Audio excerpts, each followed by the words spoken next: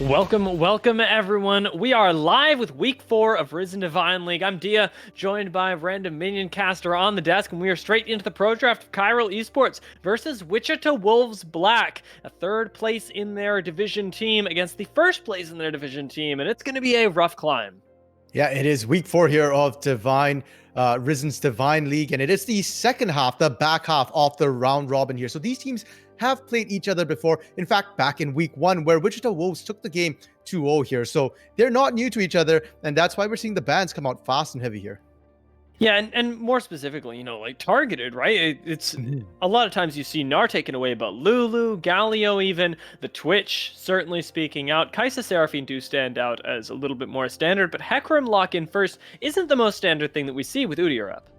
No, and we should note that there have been some changes here from the first time they've met. For the side of Chiral, they've got a substitute in the jungle, so it's not El Wavy in the jungle. It's going to be drops here popping in, and they insta-lock that Hecarim for drops. I like the idea. If you've got a new piece, a new substitute coming into the roster, playing for you tonight, secure their pick first so you don't have to worry about them getting sort of picked out. And for the side of Wichita Wolves, their top laner was Fish, our friends, back in week 1. It is Mabud, their regular starter, back in. And what is this, an Ivern first pick? Wow. And it's an Ivern into a Hecarim as well. I really like what Wichita Wolves are going with here. You can throw a little bit of experiment in there, but Ivern has slowly been creeping up in power levels and in priority worldwide.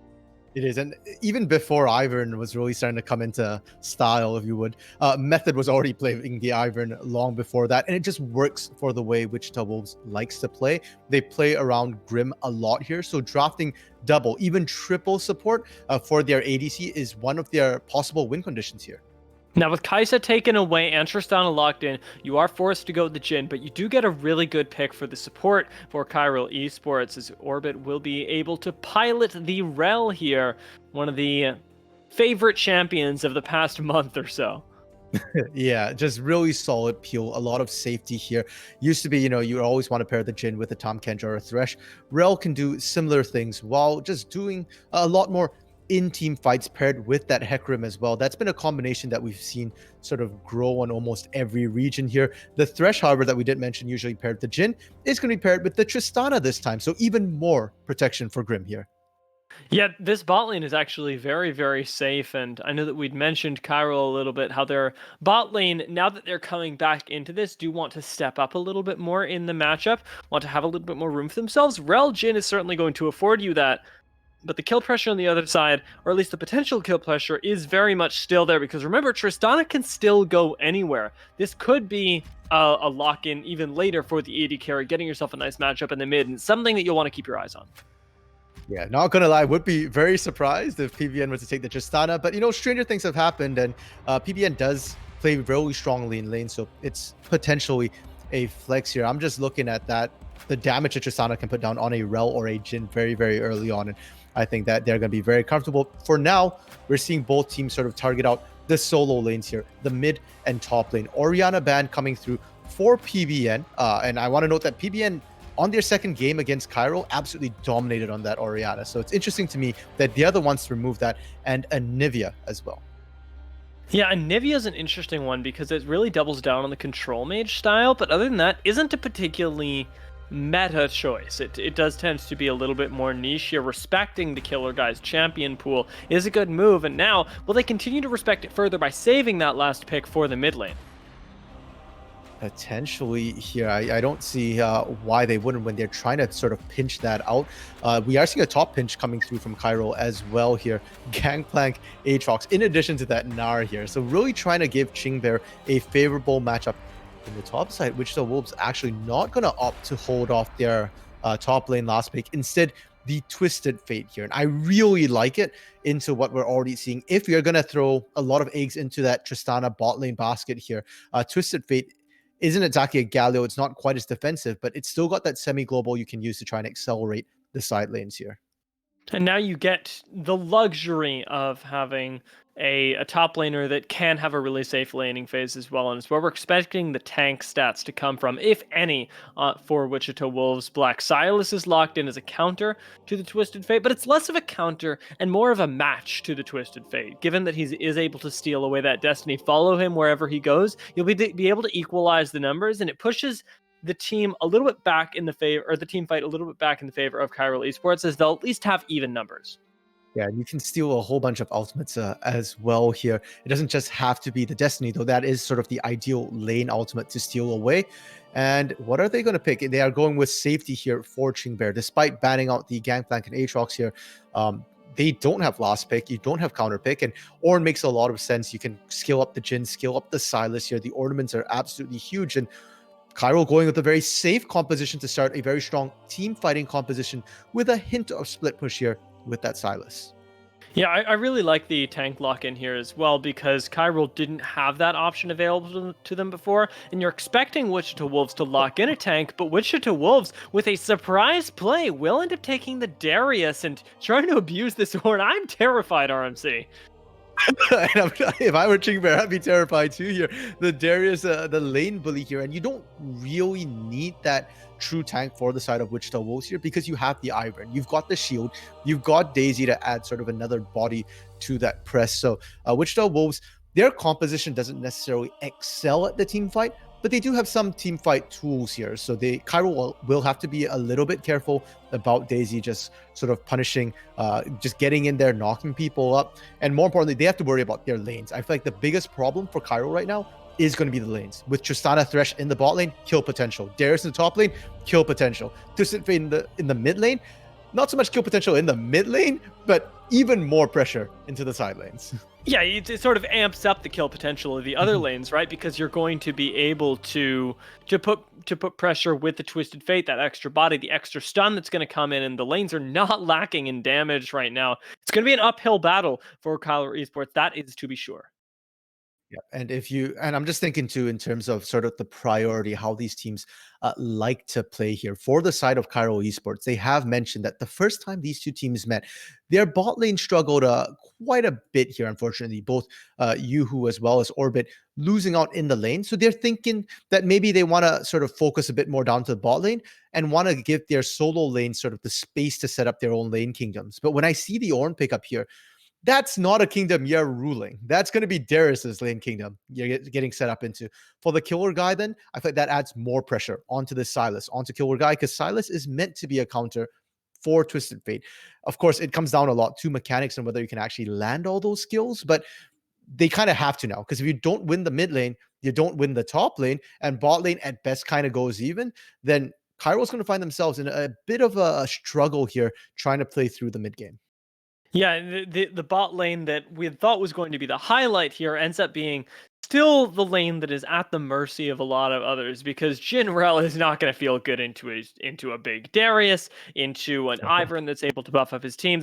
There's still no way for the bot lane to take over this game completely, and you can't have the rest of the map fall apart. The rest of the map very, very much relying on the killer guy, and I'm going to extend that to drops as well. The newcomer to the team here, the sub in, is, as we mentioned, a theoretical upgrade, at least in terms of rank, but still in terms of synergy leaves maybe a lot of a hole to fill going into this. So keep your eyes on this Hecarim, because drops, I know he can take over a game, but will he be able to do it with Chiral?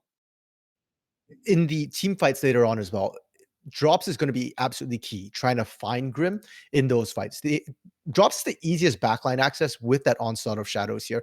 Silas doesn't exactly have the same, because there's no great initiating ultimate here. The Noxian Guillotine, Daisy, Destiny, sure, maybe you Destiny into the backline, but if they see you coming, they can always throw a hook out. So it's really going to be down to drops, and I have confidence in drops, because this is Hecarim is drops' most played champion as well. So I'm completely 100% confident. I have no doubt Drop's going to be comfortable on the Hecarim. And with this sort of champion, you don't necessarily need to set up too much. You can force your own ganks. And when you onslaught of shadows, and that's a very strong initiate. Your whole team knows to follow up, or you just wait for Chingbear to initiate with that Ornhorn. Yeah, and we talked about how on the micro level that Wichita Wolves, of course, were expected to challenge Chiral Esports. This is where Chiral really need to step up from last time. But on the macro level, they're very strong as well. Their composition here definitely relies on being the first to the play, because, as you've noted, they don't really have the initiation tools. You need to be the ones that Chiral need to initiate on to win. You need to be forcing those tools out and playing around them appropriately, and that means being in the right place at the right time. Because if you're not set up around the dragon, if you're not set up around your tower, you're not going to have the chance to fight back for that objective. You need to be absorbing pressure as it comes to you, and Wichita Wolves, maybe not even in the micro, but in the macro, will certainly be tested. Top of that, because they're not that big brawly, that well, they are kind of brawly, but they're not that big team fight composition here that Chiral has drafted. You don't ever want to be late to that objective. You kind of alluded to it, Dia, but their composition, if they're the second ones there, if you've got everybody else sat in the bush waiting for the engage, Wichita Wolves will find themselves absolutely just slaughtered by the engage coming out of Chiral. So they'll have to make sure that they have the right vision and they don't get caught out. And that's something that we'll have to keep our eyes on as well, is who is keeping eyes on whom. Yeah, and let's see if Chiral's game plan pans out here, because it's clear that they have come into today wanting to take down this 3-0 team, Wichita Wolves, make a name for themselves so that they can join that top of the group. Right now, sitting at that third place isn't going to feel too good. Can Chiral Esports do it, or will Wichita Wolves put them in their place? There's only one way to find out, RMC, and that is to get into the game, where we will find ourselves in just a few minutes.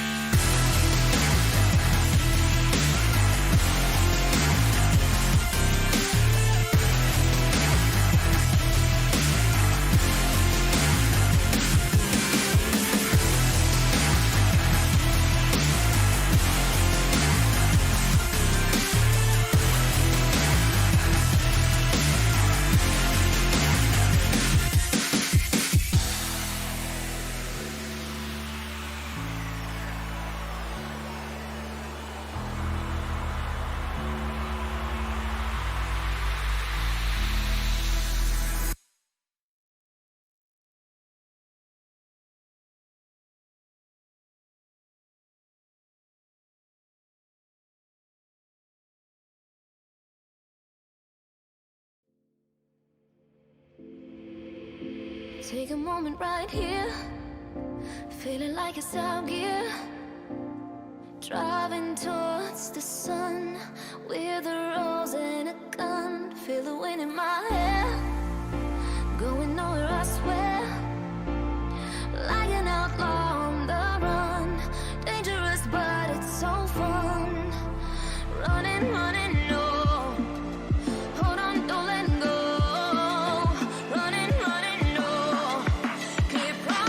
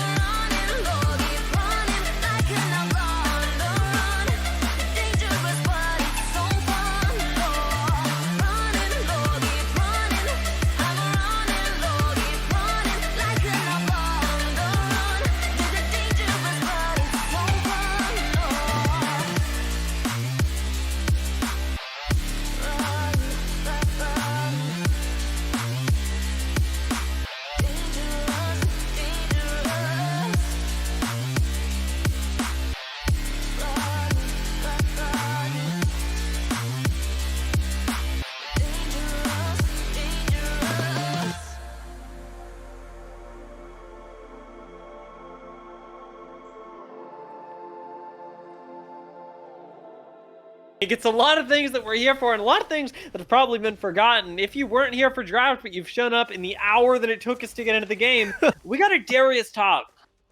Yeah, Darius into Ornn here. And what's interesting to me is that Chingbear did not run the Grasp of the Undying that we normally see run into Bruisers, opted actually for the Unsealed Spellbook that we usually see more against ranged matchups where Ornn can't do a single thing here. So I want to see how this works out. If you cycle the right spells, maybe it could make a difference. You know, Ignite, Exhaust, certainly TP and Ghost to get back to lane a bit faster, I think. It's definitely confidence play from Chingbear, and not a matchup that we often see played with confidence, but Chiral Esports do need to do that across the board, even if they're not feeling, as they probably shouldn't be coming away 0-2 last time from Wichita Wolves matchup. They should be feeling confident going into this, not because it's deserved, but because they need to actually play with that in order to win. Yeah. League of Legends is not a game that you want to play scared, especially in the current meta. It's not a sit back and farm meta. It's a lot about, you know, taking advantage of tempo, sort of speeding up the game when you've got an advantage, just snowballing it as quick as you can. And already we're seeing aggressive moves from Wichita Wolves here, just stepping up, checking things out in the jungle here. Nothing's necessarily going to come of it, but they are trying to track exactly where drops are starting. And that's a jungler that really can take advantage of these early steps, right? Well, when a Hecarim does get rolling, he can continue to press that advantage across the map very quickly with the devastating charge that gives them a lot of move speed going into your lane. Yeah, and on top of that too, you're the Ivern, right? You don't want to get invaded on. You don't want to lose your sort of creeps there before you can unleash them, unlock them, unshack. Unleash them. Unleash the buffs. Well, I mean, technically you're freeing them, right, from this the suffering that is Summoner's Rift, I guess. It would be cool if, as Ivern, instead of farming your jungle camps, when you click them and they disappear, you just unlock them on the map and they could roam around and attack enemy champions. That would be pretty cool. That'd be like Mordekaiser's old house, but on Dragon. And actually, yeah, unleashing people. We are seeing ganks into multiple lanes here. Wow, and Peanut Butter forced to flash there as the abscond will land from Killer Guy, although in the bot lane, things are looking pretty bad for Orbit, who tries to hop out of there and will end up committing the flash to stay alive. Well done in the bot lane to stay alive. Same as the mid. Summoners are traded across the board. Really aggressive from drops on that very early gank into the mid lane on PBN. I'm of the bit mixed minds on it. I like the fact that the flash got blown from PBN here, but it is the twisted fate here. Can just sit back, can just farm up, get that loaded dice passive ticking away, and then really start to play proactively at 6. But have they found method? Well, they definitely have. The question is, can they kill him? He does still have the flash available and will commit it. getting behind his support here to actually buy him a lot of space. Drops decides that he wants to go toe-to-toe with Mabud, who does not have a whole lot of CDR or health at this point, so will end up being forced to commit his own flash to stay alive as well. And we keep seeing this everywhere, in every lane. Wichita Wolves now are lacking flash in every single place except for their AD carry. One person who you really want to make sure doesn't go down, Grim has it, so I think they'll be okay with that decision here. The big difference, I feel like, is in that mid lane where Killer Guy still has that flash available, has kill potential on the Silas as well. And I love what we're seeing from Chiral to kick things off. We sit they have to be aggressive. We sit they have to play confidently, disregarding their early results. And that's precisely what they've done here. They've come out swinging, getting pressure and tempo into every single lane, into the jungle as well.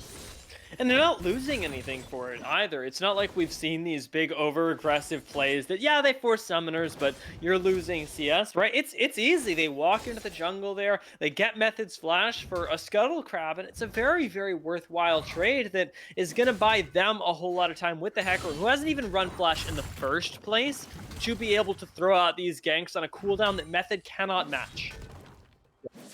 Ghost, is roughly about a minute faster in terms of that cooldown, so that's going to be huge. But there is one differential we're starting to see come out. It's not exactly from early pressure here. It just feels like Yuhu's been struggling a little bit, getting shoved under turret, and because Orbit got low early there, wasn't really feeling comfortable trying to step up. So we are seeing a bit of a CS discrepancy, and I feel like the worst possible place, the ADC position.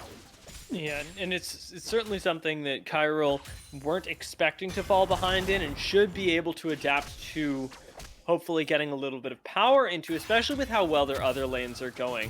I'm surprised, honestly, that Chingbear, even into a low health Darius, has been able to manage the lane this well, and Killer Guy is really going at it so well, in fact, that they're going to decide that Chiral Esports have the power to start Baron with this now level 6 Silas available on the rotate. Teleport does get committed, and Perseus has got to think now, does he want to commit? With the hook going wide, he will not. It will be teleport for a dragon. That dragon call was made just because of back timings there. The fact that Chiral backed a little bit quicker, a little bit earlier, didn't lose out much, and so they managed to rotate a little better as well. It's Ocean Drake, so I really like the fact that they do that, even though it'll set Chingbear behind, because Ornn was going to be weak side anyways, is great at playing weak side, and losing a couple of CS for Drake, definitely worth it here.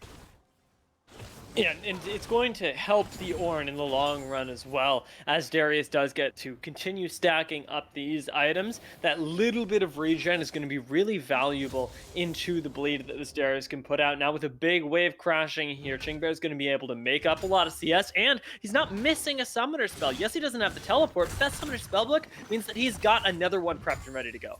Yeah, and it's Ignite here. So that kind of suggests to me that Chingbear is actually looking to get some lane pressure. Not to say kill pressure, just lane. Oh, actually, kill pressure of Destiny being used by Killer Guy. Oh, yeah, teleport does get channeled on the backside, but Darius isn't going to live that long. First blood goes over to the Ornn, and now Peanut Butter, guys, got to get out of here. Does gold card to buy himself some time here. Drops not quite at that level 6 mark. Won't be able to get him back in here, but it doesn't matter. The Killer Guy can catch up to him, get that kill participation as Drops picks up that actual last auto. It's been many seasons since they've changed the fact that you can't cancel a teleport anymore, and I still wince when I see those teleports go down. And you gotta know that PBN knew he was completely shafted. Nowhere to go whatsoever. No flash either meant that they were just completely shafted at the moment they showed up. An early lead given over the way of Chiral. Exactly what they wanted to get. And if they can continue to hold this sort of lead, keep this tempo up here, they'll be in a nice place. Their top, their mid right now is in a comfortable position. And the next major objective is going to be that Herald coming up in under half a minute here. Two crucial lanes to have it in for sure. Chingbear, though, gonna get that full hemorrhage stacked on him. And Mabud, although he may be feeling confident, we're going to see that he shouldn't be for too much longer. That flash isn't off cooldown yet, but Drops is in your lane here. It will end up initiating onto him, but Drops just doesn't even go low enough here. That looks so ridiculously easy. You've got enough bodies there, and they look at the fact that Orbit was there too. Orbit rotated all the way from bot lane up there as if they needed an extra body to do it. Solid play from Chiral, hits up play from Chiral, identifying that Mabud was vulnerable there and could be punished. PBN He's also very vulnerable as Vivian not going to be too happy with the results of that trade. Needs to play a lot more respectfully in this lane. You can look at Yoo-Hoo for how to do that, as he is certainly playing back here. Is losing out in the CS, but has been doing pretty well as the Jhin, and thankfully has not given over a kill, because on the other side of the map, it's chaos for Wichita Black. Right now have not been able to respond to that. The fact that Yoo-Hoo was under turret, Orbit's allowed to roam because Yoo-Hoo is not going to play aggressively anyways right now, is kind of far behind, is not feeling comfortable. We see Method looking to potentially set up a gank, but I don't think you're going to get the opportunity here. I don't see Yoo-Hoo playing aggressively. Probably is just going to let you shove into them. And if you're looking for a dive, it's a little bit complicated against a Jhin who has both flash and ghost up. Instead, Mabud is just getting absolutely camped. The ward saves him this time, but that ward is gone. Mabud doesn't have another in the trinket, in the inventory, so will be vulnerable for the Knicks, however many minutes it takes for that ward to come back up again. Take a look here. Method is in the bot lane right now, and the Riftshell gets started on the other side, so you've kind of got to find a gank here, or you're just giving up yet another objective to Chiral Esports, who, remember, are looking to make a comeback here. Wichita Wolves are expected to be playing this game really, really well, and I dare say perfectly, being the team that is up 3-0 in this group, but they're falling behind. Yep, Wichita Wolves might be up 3-0 in the group, but they're down 0-3 here in the game, and it's the game that matters right now. The sort of upside to how Wichita Wolves have been playing is the fact that Grim is ahead, and we've spoken about how Grim is their biggest win condition. Yes, if PBN gets ahead, great. Mabud was expected to get ahead, but if they don't, Grim can still single-handedly carry the game with the Ivern, with the Thresh as well, and as long as Mabud's tanky enough to just sort of stop the engages, buy time there, good enough. And that is the sort of CS discrepancy which is beneficial for Wichita Wolves, keeping them only just about 1,000 behind in gold here. Yeah, keep an eye on the power spikes across Wichita Wolves as well, because as much as I'm looking for Grim to complete his item, Method completing his item is going to be massive here, and is going to unlock Grim even further than his initial power spike with the Mythic Will. They will try and test this, though, as Dragon is started by Wichita Wolves. Black down to below half HP right now, not called out just yet. Will mean it gets given over for just the ultimate from Yoo-Hoo. Rift Herald charges in the mid lane and gets some nice gold over. So it's gold for objective here, and it's a trade that Chiral Esports have opted into. We'll see if it pays off. Look at where they're rotating. They drop Herald mid, and they're not sticking around to do the damage instantly. They're looking for Mabud again. Had to ghost away from Chingbear, means there's one less tool available here. It should be dead here. He's got a lot of CC on him, and it does end up burning the flash, as the killer guy has shown up, has the box as the ultimate of choice. Doesn't end up investing it just yet. Chingbear misses the knockup here, forces everyone to flash. And there's so much AoE damage, this drop shows up for the cleanup crew. Double kill goes over to the Jhin, and Grim still alive, but now under the towers, having so much trouble here. Drops will have to ditch for now, but this is the last time you'll see this Tristana deathless. Everybody's under tower. Drops collects the kill, and Chiral put themselves up 7-0, 3k gold. This is, if you told me this was Chiral going into this game, I wouldn't believe you, RNC. It's a completely brand new Chiral, and maybe it has something to do with the new coach here that they've got. I've been told that their new coach just came in, Blender, and it's certainly making a difference, because this is honestly a macro diff more than a micro diff. It's not about the individual mechanics so much as it's just been the way they've been playing here. Method? That's very simple. I had that moment. I'm sure Method had that moment of, am I dead here? That might genuinely happen. Doesn't manage to escape with his life. Summons Daisy to search for the killer guy now that the cooldowns are gone, and Method's got a little bit more safety to his name, but big plays in favor of Chiral right now. Honestly, it is enough for them for the next couple of minutes. They can stay ahead with 3 kills on Hecarim, 2 kills on your front line, and 2 kills on your back line. Very strong Silas. It's looking like the stuff games are made of. And just the way they've been rotating as well. I don't see a reason for them to stop. Grim not respecting the damage, and Gale Force coming through there. You can't stick around when you're that low on health, Lantern or not.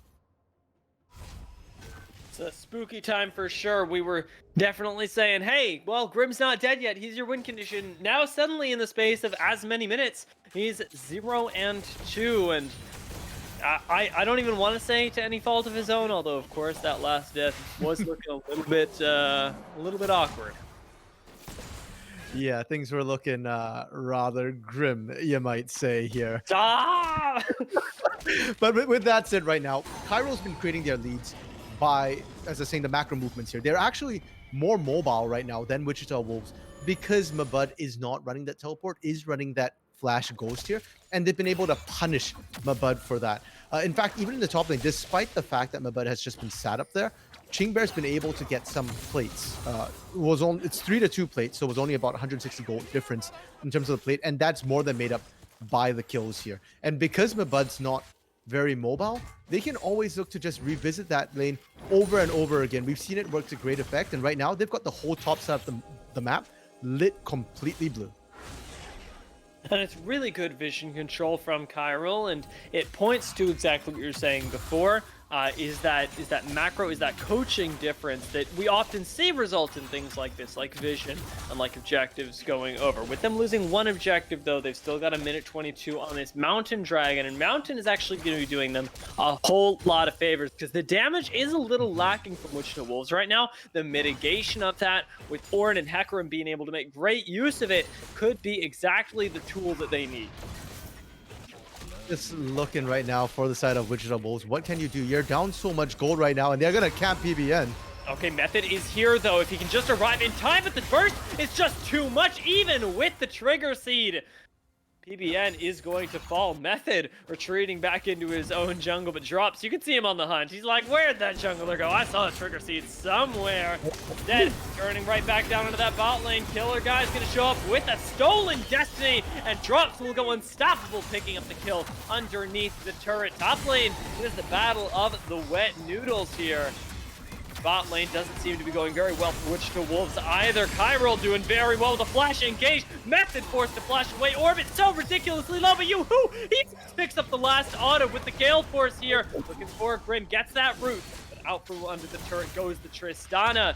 And they get to continue pushing down this turret, destroying the first one and getting themselves an additional couple hundred gold. Chingbear in the top lane, flashing away from Mabud. The flash not gonna get it in the end, and Chingbear plays in the 1v1, gets himself a kill. 11-0, a 6k gold lead for Chiral Esports. Okay, so they get a whole bunch of kills, they get a turret, and now they get Dragon as well here. It's not a perfect game because they did lose that one Drake for Chiral, but it's looking very, very clean. It's almost a 5,000 gold lead here, and that's usually something you look to see, with Baron being on the table, like when there's a Baron play in as something that's happening, but this isn't. This is just straight up every lane is getting crushed. And for the side of Wichita Wolves right now, they need to start grouping up and making a roaming death squad because you're 5k behind. You're not going to win in any sort of 1v1. Mabud can't even beat Chingbear right now, and that was your most heavily favored lane here. For now, it looks like they're rotating up there to punish Chingbear a little bit, but he's so tanky. I don't know if this is necessarily going to work. Does land a hook, the box is going to be enough as well. With the Destiny committed here, they are doing exactly what you say. Grouping up as those 4 or 5, getting the kills where they can, and that's a big shutdown for Mabud, who needs to be a source of pressure. 4 members committed to take down Chingbear, and it took a long time. I'm actually surprised Chingbear didn't heal on that to buy even more time, and they're not going to be able to get too much. Actually, they might be able to get Herald and top lane turret. Drops, though? This is awkward. Drops is going to be able to stop Herald. I mean, with Daisy gone, Ivern can't pull that sort of shenanigans anymore. I was looking at that going, that seems kind of unintended. Yeah, no, I was looking at it, I was like, they're not going to get much. Maybe top lane turret. And I saw them on Herald. I was like, that might be a mistake. TP's being top side. Mabud, can you get away? He's on a ward here, is Chingbear, but Mabud, not too long for the world. It looks like Everfrost will miss, but the rest of the CC just will not. So much healing on this Darius, but Killer Guy picks up the kill with Darius's own ultimate. The Noxian Guillotine, of course, still on the table here as it has reset. Killer Guy can look for the team fight, and it's exactly what Wichita Wolves are afraid of. Rift Herald gets summoned, and you're giving up your top laner and their turret. Just diving past, they don't care. No, I mean, Jin can channel the ultimate. Chingbear is so ridiculously tanky in this front line, he almost falls, and it looks spooky for a second, but that's before you remember that they're fighting not just with an Ornn, not just with a Hecarim, but with this immense gold lead that has gotten them through this point. It's not just the ridiculous tankiness of these champions, now it's augmented by the money that they have. I didn't like the summoner's summoner spellbook for Chingbear in that top lane, the Ensu spellbook, but it's kind of worked out because he wasn't punished in lane at all, and now we saw that heal come in real handy to keep him alive on that top side. If not, probably would have gone down to the turret. Shelly getting 2 charges off there. Wichita Wolves right now just feel like they're a bit in panic mode. They're just responding. That teleport up from PBN didn't achieve anything. Your top side was gone, unfortunately. Killer Guy was already definitely dead. There really was no need for PBN to do that, and that's a teleport down now. That was minions lost on the bot side, pressure loss on the bot side here. And there's Wichita Wolves, they have to sort of fall back. Baron's coming up in 30 seconds, and I actually feel like for the side of Chiral, they could just set up for the Baron, and there's not much Wichita Wolves can do. For them to walk into this right now would be disastrous. We've not even seen the full team fight strength of Chiral come through, which is what their draft has been drafted for. And remember that it's definitively not what Wichita Wolves have drafted for either. They're a team that we said, well, you have to get here first. Now with Chiral having so much run of the Rift, you can see that their vision has translated itself now into the red side of Wichita Wolves. There's no autonomy here. Wichita Wolves cannot be first to the rotation, and that means that they cannot, by extension, win a team fight without something going horribly wrong for Chiral. Right now, there's only one blue trinket. It's on Grim. It is up, but they've just used it onto Baron. That's their only vision. Once that gets cleared out here, they'll have to face check to even get wards down to try and hope to see whether or not they can even go for Baron. That's not a situation that they can afford to contest. So I feel like right now, it's a test on Wichita Wolves' intuition almost, right? Are they doing Baron, and when do we go for this? Method's not going to be able to pull any fancy steal with any sort of real skill. It's going to be blind luck. Yeah, it's tough for the Ivern, that's for sure. Especially when he is, check it out, 3 levels down. That is not a happy Ivern at all, and it really shows, you know, Ivern, when he does get set behind, really struggles in the farming department, because you can't just set these things behind. You have to wait for them to be set up. So you can't just steal away camps when they're given over to you. And Chiral have done a great job of denying this Ivern the time and the ability to farm. We're splitting the map right now with the Killer Guy up in top lane. You can see Wichita Wolves, they're trying to make a play to get back in the game, trying to find a pick, but all too aware of it. The Killer Guy will back off, and his team's going to get the dragon. Here's the problem for Wichita Wolves. They couldn't possibly hover around the dragon. They needed to be Baron side to stop the Baron. But that means free Baron for Chiral, because Chiral has to set up for it. They've got the vision, and they know that should the side of Wichita Wolves try and sneak a Baron right there, they can rotate onto it, punish immediately there. The distance is not that far, and the damage is just not there for Wichita Wolves. Now, with Soul Point on that Mountain Soul, they can just shove in any lane they want to, apply the pressure. I'd like to see somebody go split push top. Killer Guy has TP, Chingbear's TP is almost up. Split push, push out mid, push out top, and then just fall back onto Baron, which they both simply cannot contest. I'm just checking the stats right now. There's 311 armor on Ornn, for those of you who are currently curious. Amplified by that 12% has finally gotten to that number. It's going to be a very, very tall order for anyone to kill him because, well, not only is everybody at best 1 kill up, I'm looking at you, Mabud, who's gotten the only kill on Wichita Wolves, but most of them are AD. There's only PBN, and PBN doesn't have enough damage with just the Everfrost and the Zonias. And so 325 armor sounds like a ton of armor here, but to put it in more perspective, each point of armor gives you 1% more health effectively against physical damage here. And when you've got 300% more effective health against physical damage, that's a damage reduction of roughly 75% here. So any physical damage coming Chingbear's way is cut by 3/4. Imagine that. Good luck, Grim. Good luck, Mabud. He can just stand there. Just the fire he's spitting out would probably take Mabud down. Yeah, that is about all you can wish here is good luck and good hooks from Perseus, who has been doing pretty well, I'll be honest. Has been landing the hooks, has been looking for the plays, but honestly has not been able to find them into Chiral. And part of it is that lack of engage. Part of it is Chiral just playing really, really well right now. But importantly, not having the confidence to take that Baron, as you see at the moment. They've still got to, play the game to win the game. They've gotten themselves to a good position. Let's go. A good hook onto Orbit, but there's just no follow-up damage right there. And right now they're sort of pushing for the 1-3-1 here. Killer Guy has TP, PBN doesn't. Destiny is not actually global here, so we'll have to walk up. So technically Killer Guy could get to the fight first, but they're just going for turrets instead. Baron doesn't seem to be something they're at all looking at. Yeah, Mabud under a lot of threat right there, does have to pop the Flash Ghost, of course. Not going to cut it in that scenario, as it's a big pressure game, and with that top lane tier 2 going down, the 1-3-1 that you mentioned is really working out. Chiral Esports very, very much in the lead here, extending that gold lead ever so slightly here, and have found themselves at 9, am I doing this right? No, I'm not doing this right. 4, 7, almost 8,000 gold to the good here. With that turret dropping, will push themselves ahead a little bit more, but I expect to see that Baron go down anytime, because at this point, if you take it, you can just end the game. You could also just rotate to this bot lane inner turret right now, because it's the only inner turret remaining. It's not a safe turret for Wichita Wolves to defend. We've already seen that they need all 5 under a turret together to hopefully try and fend off all 5 here, and because they've been slightly slower on the rotations due to lack of vision there, they've lost the other 2 inner turrets. So before I wanted to see a split push in the top lane, top mid split push. Now I want to see sort of a mid bot split push here. Leave Killer Guy down there pushing. No one can answer him right now, not even Mabud here. And then threaten Baron. Once you push out far enough, just fall back. But they're just not doing it. Yeah, I mean, it's kind of a tough scenario.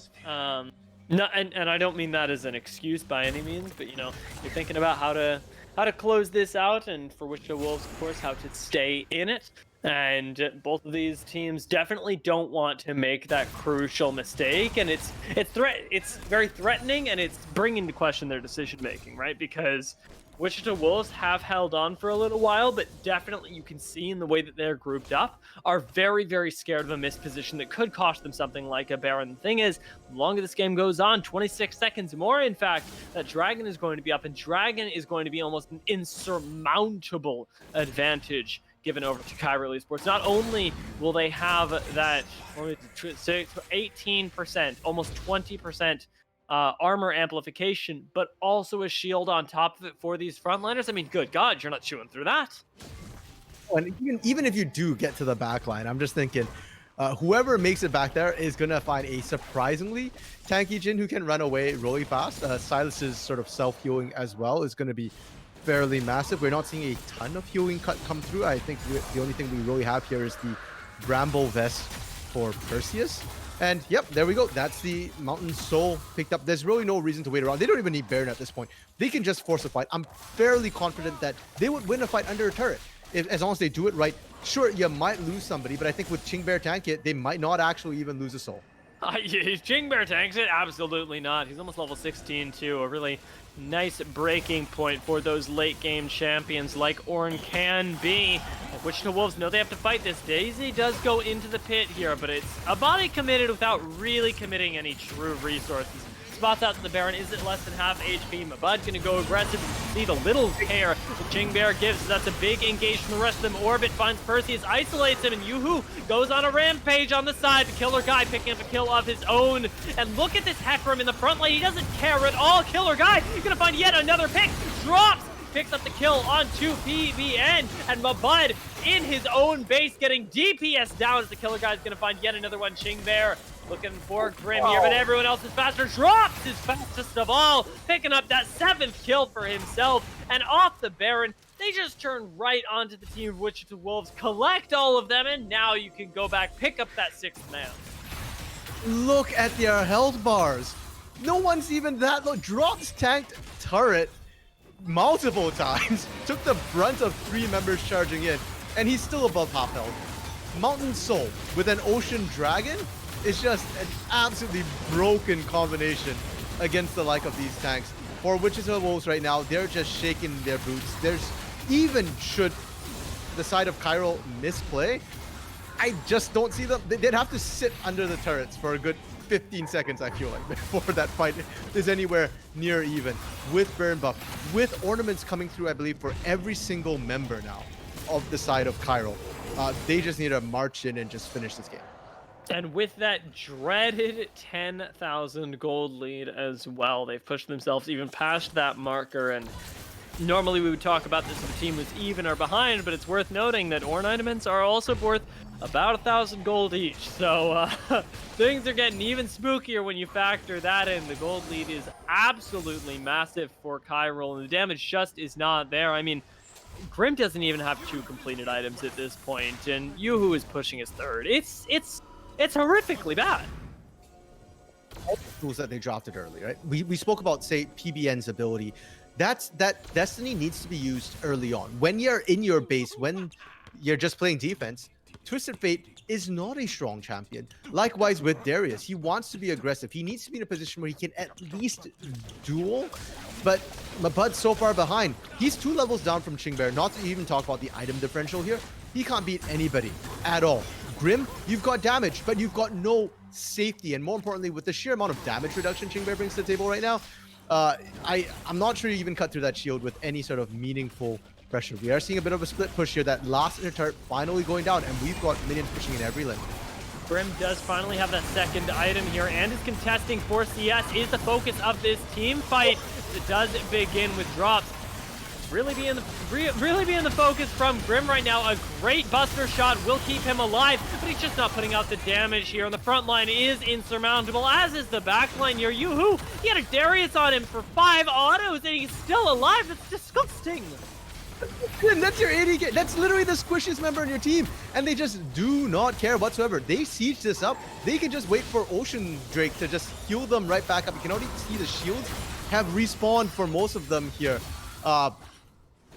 Judging by the way they're playing, they're just playing this by the books. They're taking down the last inhib. Oh, Yoo-Hoo. Oh, Yoo-Hoo gonna go down. Oh, Namighty goes golden for the moment here. Oh, the buster shot explodes afterwards, though, so it will put Grim on the board here, but it might be all that he gets to finish out this game here, as it's only the 2nd kill going over to the Wichita Wolves, but the 1st tower has fallen. The Nexus soon to be exposed here. Mabud is trying to do something, anything about it, but he just cannot put out the damage here. Killer guy gets put in the front line, goes golden himself. Might be that 3rd kill here, but the Kingslayer keeps him alive, finally gets shut down. The minions are on the base here, and Chingbear gets a huge knock-up to close it out. The Nexus will go down before Wichita Wolves can, but good God, Chiral look amazing. Well, it's the second half of the round robin, Dia, and everything's basically reset. It really feels like everything that happened first half, it's done and dusted. It's in the books, and the teams aren't looking at that whatsoever here, because Chiral, like day and night from week 1 here, and 22-3 the scoreline.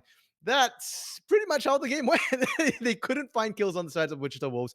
The game took 31 and a half minutes, but frankly, it was honestly over at about 20 minutes there. Yeah, this was a clean game from Chiral, and they played with that confidence that we mentioned from minute 1, making the plays, not letting Wichita Wolves' previous success really put them back. And Wichita Wolves, I'm sure they were not expecting that. I'm 100% confident that when they locked in Darius R5, they did not think they were going to face a different Chiral Esports. Well, guess what? Now you have to adapt in game 2. Now it is you who have the games on the line, and you might be the first 3-0 team to drop a game here. That's not a title you're looking for. Definitely not. I mean, I tweeted earlier today that right now all the standings are the same. Every division has a 3-0 team, a 2-1 team, a 1-2, and an 0-1 team here. So whichever 3-0 team sort of fumbles the ball first, it's not going to look good for them, which definitely don't want that. The good news is the mistakes they made in this game, a lot of it was in the early game, and a lot of it felt like they were just simply not prepared for the aggression, for the Mhm. pace that Cairo set here with drops. That can be fixed. It's not even so much a drafting issue, but it can be fixed in plenty of ways. A simple fix would be just draft a stronger laner in the mid lane or a stronger jungler. That would fix it. But if not, if you still want the Ivern and Twisted Fate, it can work. All you have to do is play a little bit more safely, a little bit more respectfully, and protect Mabud a little bit more. Because PBN, fine in the mid lane. Grim Perseus, fine in the bot lane. So yeah, little changes. And I think game two going to be vastly different here. Yeah, and I do want to bring it back to something that you said, just to throw a little bone out to the killer guy here, because you mentioned drops, of course, a massive part of this game in setting that pace early on. But somebody else that we had mentioned was, of course, the killer guy in the mid lane for Chiral, who on the Silas needed to be more effective than the Twisted Fate, needed to bring that pressure to the rest of the map. He did, and he brought the damage with him as well. I think, let me double check. Yeah, okay. He almost doubled every single damage number, even in the highest damage numbers for Wichita Wolves. The graphs are disgusting. The guy popped off this game, and he and Drops look like they've been playing on the same team together for a very, very long time. I'm excited to see what Chiral look like in game two, and how Wichita Wolves, the 3-0 team, will adapt. But there's only one way to find out how that will be RMC, and that is to get ourselves into the next game. So we will see you in just a few minutes. Don't go anywhere.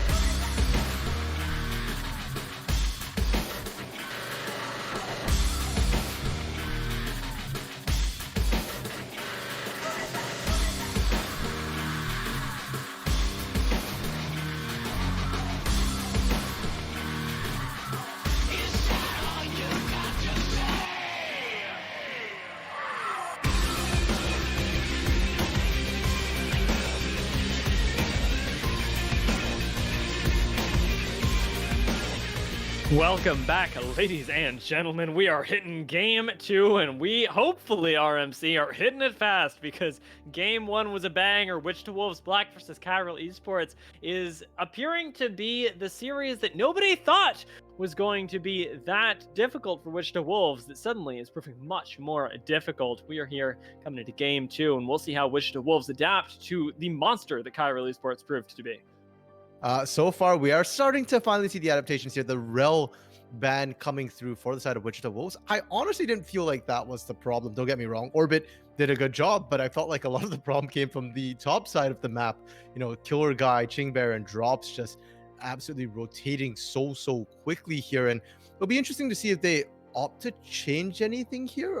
The Heck Rim, I don't think needs to be banned because it's Wichita Wolves on the blue side this time, and they could potentially just first pick it.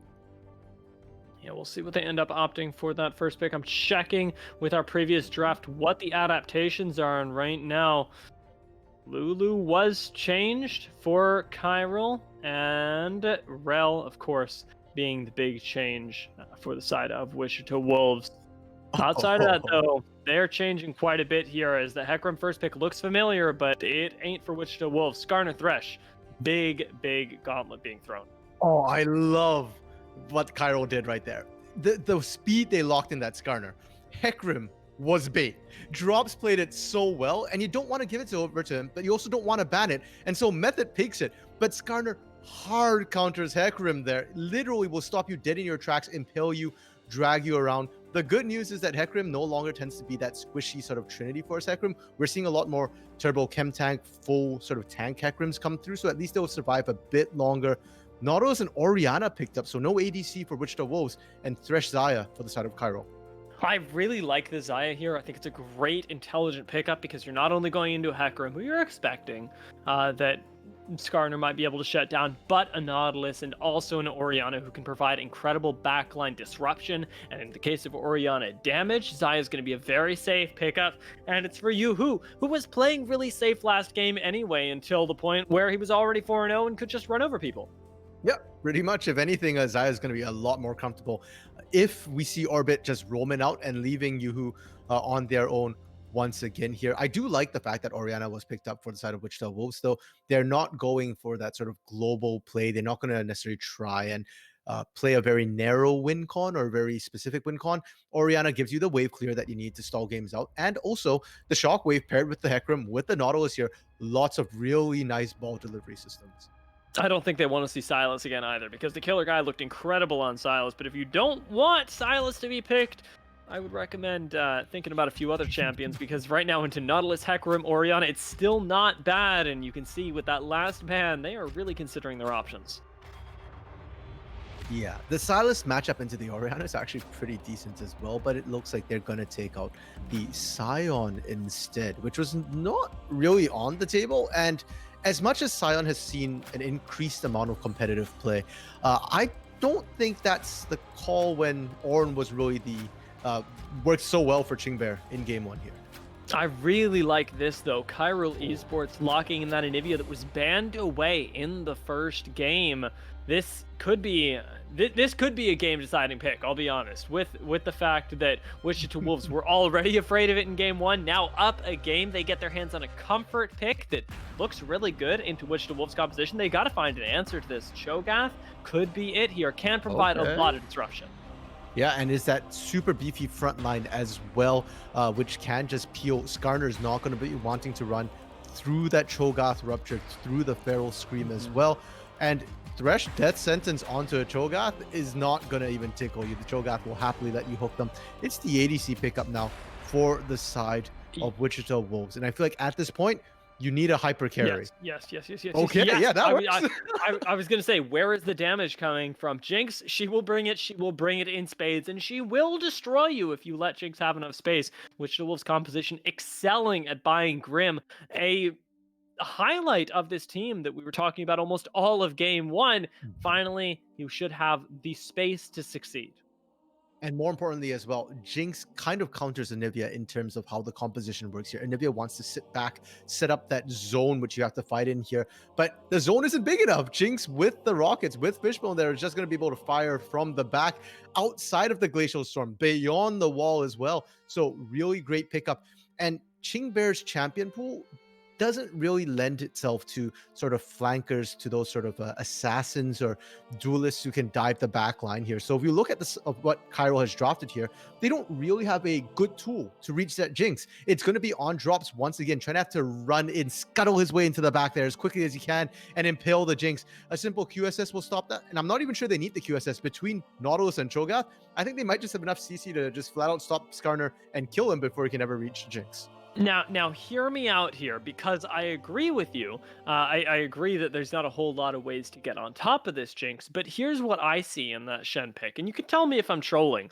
What I see is that both of these teams have hyper carries in the mid lane and in the ADC position. Xayah, of course, has a lot of safety, and this turns it into, with neither team having a great amount of ability to execute on a dive, a battle of the front line. You lock in Shen to go in alongside your Skarner, block some of the auto attacks that Jinx is going to be laying down, and hope that your front line can outlast. That's what this looks like to me. Yeah, and definitely there is the advantage of Shen trying to do that here. My only concern is if all you're trying to do is keep your front line alive as long as you can, you're running into a Cho'Gath. That's true. That's true. Cho'Gath. Yeah, you're right. Never mind.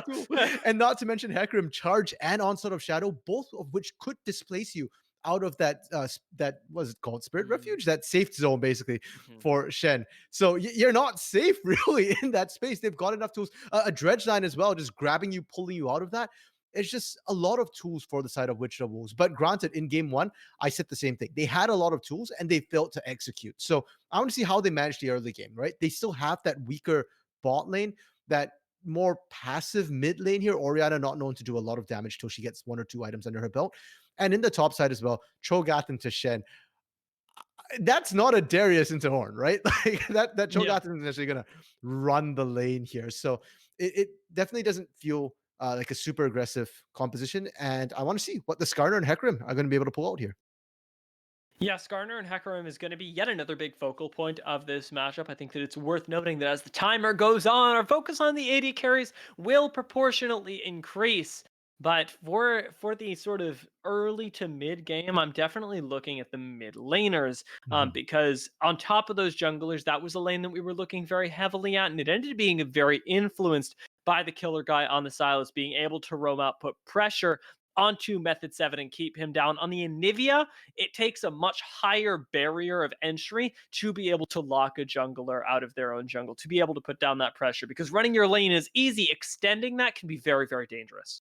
Yeah, and Anivia is almost a complete 180 from the Sylas, right? Like Sylas, you go in, you apply the lane pressure. Anivia doesn't have that. If you miss that Flash Frost, you miss the Q, that's almost all your pressure gone immediately till you're level 6, till you have that Glacial Storm. The other people I want to sort of look at here is the support, specifically Orbit for Chiral, because in game one, Orbit spent more time roaming than he did in lane protecting Yuhu, and Perseus did not. So I want to see if they opt to try and let Perseus match the roam this time, because I think Grim should be comfortable enough, especially once they get, about 20, 30 CS lead in the bot lane. I want to see Perseus abandon Grim, join the rest of the team here, because that's really where they lost out, was just slower tempo and not grouping up quite as quick. And you can give the ADCs that solo lane experience as well, which for a composition and a team like Wichita Wolves Black, the way they like to play is only going to benefit them. And the higher levels are really going to be super impactful here, not just at the level 6 mark, but as we get further on into the game, because base resistances are going to mean a lot to compositions that just need those inches in the team fight. But for a game that looked like game one here, Chiral Esports have really done a total 180. We'll see if they can execute the same way, and if Wichita Wolves will finally lose a game, or can they keep their top position? There's only one way to find out, RMC, and that is to get ourselves into the game where we will meet you guys in just a bit.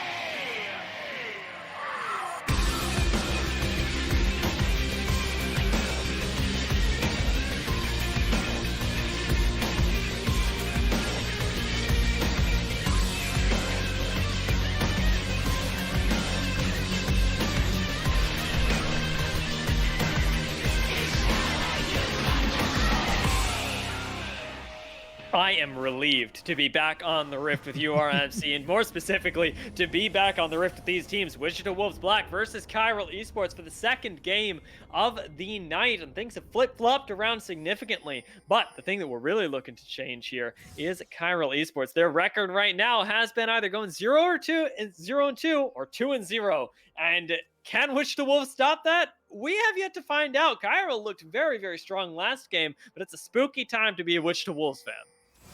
For sure right now. And yeah, that's a very interesting record because right now in series wise, Chiral is one series against S11 speedrunners, and they've lost to Wichita Wolves and Mad. And as you mentioned, they've never played a game 3. So we don't actually know if Chiral has a game plan for game 3. But for now, they have a game plan for game 2. And we'll have to see whether it works. Looks like they might. Oh, okay, Spires. I keep forgetting there's a spec bug now where you can't see the Spires till they're taken. And it always confuses me when I see people just huddling around the dragon pit like that.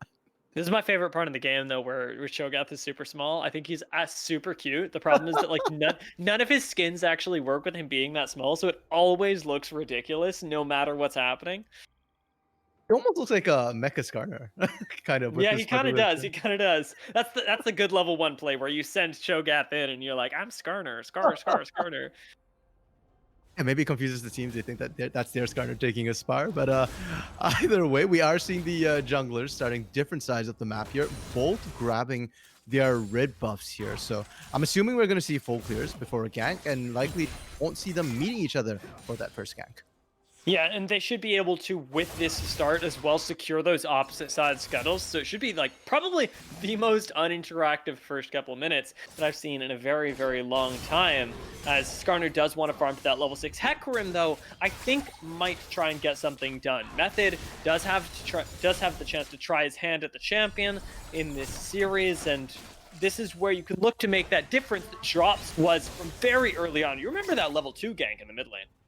Yeah, but the problem right now for Method is that the lanes are not in the best positions here, and also you're running into very different lane states. Anivia will be more than happy to sit on the turret. Trying to dive in Anivia gets really complicated for a Hecarim. If you get stunned, you can potentially just get wiped here, and Killer Guy so far has been managing to land a lot of those stuns really well in lane. Where else do you look? Topside? That's double tanks here. There's not a ton of damage to help you, but in fact, it might be Drops making the first.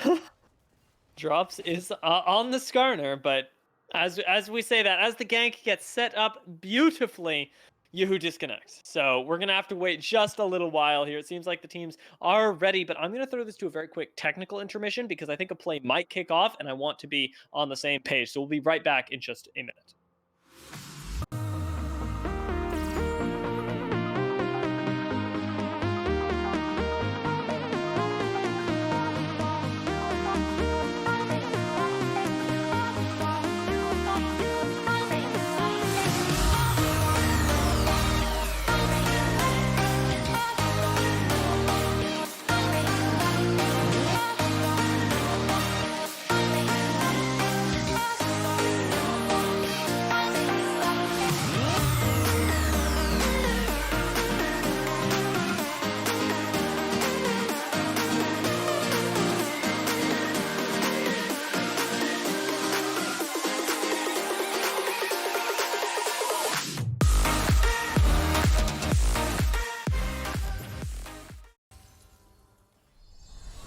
Welcome back to the Rift, ladies and gents. We have unpaused and I think dissuaded by that small connection issue. We did see Drops dissuade himself from that bot lane and go back to farm up the Scuttle Crab, as we will unfortunately have an actionless Rift for just a little while longer. But fortunately, Yoo-Hoo will be able to join us for it. So I'll take the trade-offs where I can get them. Yeah, for sure. And I think for Drops, having your ADC disconnect when you're looking to get the gank off on the bot lane definitely makes you think twice about wanting to pull that off. But speaking of ganks, we did see Method force the mid lane gank. As you predicted there, Dia will get the flash off of Killer Guy here. The egg is still available, but that is a potential gank target. And between an Orianna and a Hecarim, your auto attacks do have enough damage to scramble that egg. That's a horrific metaphor, but a very accurate one nonetheless. As Killer Guy now, you can see him playing a lot more safely, and it's because he doesn't have that vision, and it's vision that Chiral did rely on really, really heavily in that first game. To their credit, this time not having it available, Killer Guy's in a really rough spot, and you're going to need drops to hover here, and you can see him doing it, taking time out of the jungle here to make sure his mid laner is safe.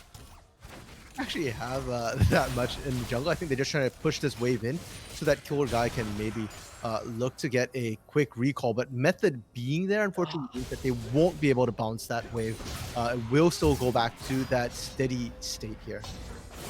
And that's really, really tough. It's a terrible position for Killer Guy to be in. His Orbit pulls in Perseus to a bit of a bad position. Heal's forced to be expended. Yuhu still has his flush, and he'll still feeling comfortable going toe-to-toe with Graham, as we're going to see potentially yet another skirmish. Shingra's rotating down, has that flush, has that taunt, drops, commits his flush, and another taunt's going to connect as well. Peanut Butter going very low here, but Anivia's egg gets popped here, and it's going to be scrambled just like that. Cho'Gath ends up picking up the first blood, and Shingbei are going to fall as well. Chiral are falling apart. Where they succeeded in game 1, they will fall in game 2, but bot laner is not going to take it so easily. Perseus has gone down, and the 3-4-1 cross map is going to go in favor of Wichita Wolves. I think the opposite of what happened last game here, where Wichita Wolves now won on the top side quite handily here, whereas on the bot side, they're actually losing out. I am actually very surprised, considering that Orbit Teleport up for the exhaust here. Yuhu could just go down as PBN is on the flank. Orbit gonna land a hook to buy a little bit of time, and most importantly, get that speed from the Orianna off. With the rotation here from Killer Guy, I don't know, this is very, very iffy. Yuhu still has that flash, still has that heal, but Method is here as well. Flash gets expended, heal a little bit later, and Yuhu's still alive, pumping out the damage while he can. Finally goes down to that auto from PBN, drops. Thirsting for blood, needs to find this auto, gets a stun here, and the taunt's going to connect again, this time resulting in a kill. Great hook up the wall from Orbit, and we're seeing a skirmish one more time, as eventually Orbit will fall. Drop's going to go down as well, and Shingbei, his health pool just isn't enough, but Perseus is the one in danger as Killer Guy searches for that stun, finds the frostbite, and Mabud is actually just chasing everyone down. Killer Guy's going to nope his way out of there. Stun going to come in, Mabud goes on a rampage, and now is searching for Killer Guy. This could be the Cho'Gath of your nightmares. He flashes forward for the double kill. Mabud, he takes this game on his back. Oh, that's horrific. Mabud is now 5-0-2 on the Cho'Gath. Yes, he's a tiny Cho'Gath, but the first beast he gets, actually, it shows as a minion chomped instead of he didn't even use it on Killer Guy. He used it on a minion for mid lane. Oh my goodness, that's so brutal. And I feel bad for Shingbei now, because Shingbei's lane is now unplayable. There's not really much he can do. Mabud has a 2-level lead on him right now. You can't really try and stand united in the presence of Mabud, and you can't sit in lane against Mabud. Drops is going to look for ganks, but there's not enough damage between Shingbei and Drops for the most part here. So top lane did for Chiral. They have to now start looking at the mid, at the bot lane here. And the bot lane that was doing so well, unfortunately did suffer kills. They got a whole bunch of assists though, so at least they're still going to be further up ahead than on Grim, who is 0-0-0, did not participate in that last fight. Yeah, and Grim, while technically behind, is going to still be a little bit more comfortable, I want to say, than Chiral. And here's why. Because the carries are fed on Chiral into a tank, Mabud. That means that they've got to step up and make the difference here, and they're not going to be able to if they're being focused like this. Shen coming into that bot lane, and no more flash on Yuhu. Not going to eat that Mega Death Rocket, fortunately, but Method just cannot be peeled off him. Even the play is not enough, and Shingbei going to eat that shockwave. Almost those last couple autos to go down into the tower, but will manage to survive ever so slightly here. Still 0-0-0 is Grim, despite that play. Everything happened around the bot lane, but Grim just didn't get to participate. The Super Mega Death Rocket as well didn't net them anything. And despite the fact that they only lost one person, Chiral has lost all control on the bot side. They're about to lose Mountain Drake. They're losing plates on this bot side as well because everybody was low. Everybody had to go back. Killer Guy running back mid is going to just try and soak, but you don't want to push out right now. You're in a bad position. And so ultimately, you don't get anything. It's a complete loss for Chiral on that play. We won't be getting the same soul as last time either. Dragon going to fall to Method, who has secured the first Drake, the Mountain Drake, for the side of Wichita Wolves. And with Cho'Gath on your team, that Mountain Drake ain't doing nothing. Yeah. Well, that Mountain Drake will do some stuff for Cho'Gath and maybe just Cho'Gath. I'm just thinking we got Ocean Dragon to start, Mountain Soul to end. Maybe this time we start with Mountain Drake and we end with Ocean Soul, and that will be terrifying with Cho'Gath. That would be absolutely horrific, and it's not like everybody's gonna be struggling anyways. I'm looking specifically now with Yoo-Hoo going down at Killer Guy to keep this game up, because the reality is, and we talked about this a little earlier, nobody can walk through wall, and that includes a 5-0, 6-0, 10-0 Cho'Gath. You don't actually have the utility to be able to outdo an Anivia if Killer Guy is playing on the top of his game. So keep your eyes on that mid lane, because Cho'Gath could be shut out of the fight as easily as he picked up the 5 kills.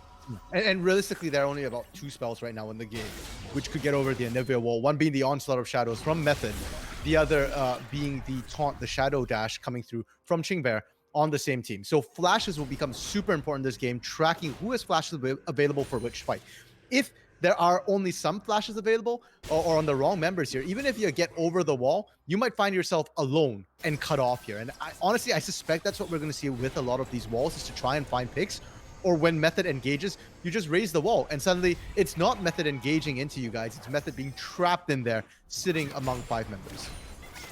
And it's going to require a lot of patience from Chiral to find the picks with those walls, because right now, Wichita Wolves are the ones making the proactive plays. They've completely turned around from game 1 and are now looking for things themselves. Although, very nice QSS. That's a good early build from BBN. Keeps himself alive against drops, and you got to press tab.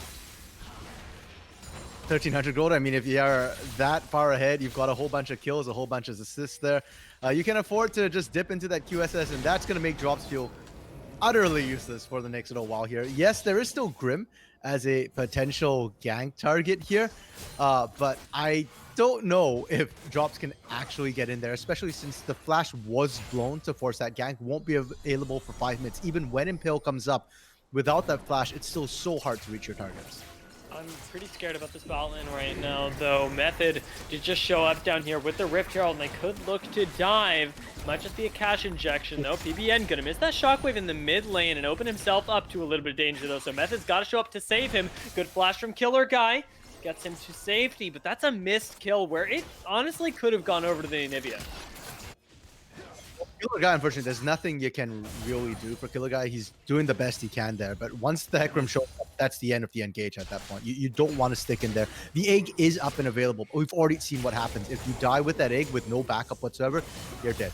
Now, I'm very, very glad to start seeing the roaming support, and this time it's Perseus who's moving first. Granted, Orbit's right on the heels of Perseus there, but this changes sort of a lot of the situation here. Okay, good Dredge trying to get out. Good stun, though. That hook actually is doing work. Perseus almost goes down. Yeah. Lantern will get Killer Guy back to safety as we do trade the particular positions. Who's trapped in here with who kind of style. In the meantime, though, it is Chiral Esports top laner Chingbear who's really trapped in this game. Mabud is taking it to him. Yoo-hoo! This is a scary spot to be in. He decides to go 1v1 with Grim. Wall goes down, and it's a great one to split off Method from the team. The engage is denied by Chiral Esports, and they play that very, very well, just at the edge of the team. No one died there, but that is one of the closer, more dangerous fights we've actually seen this game here. And you can see the disengage potential from both of these teams. They have so many tools to stop engages here.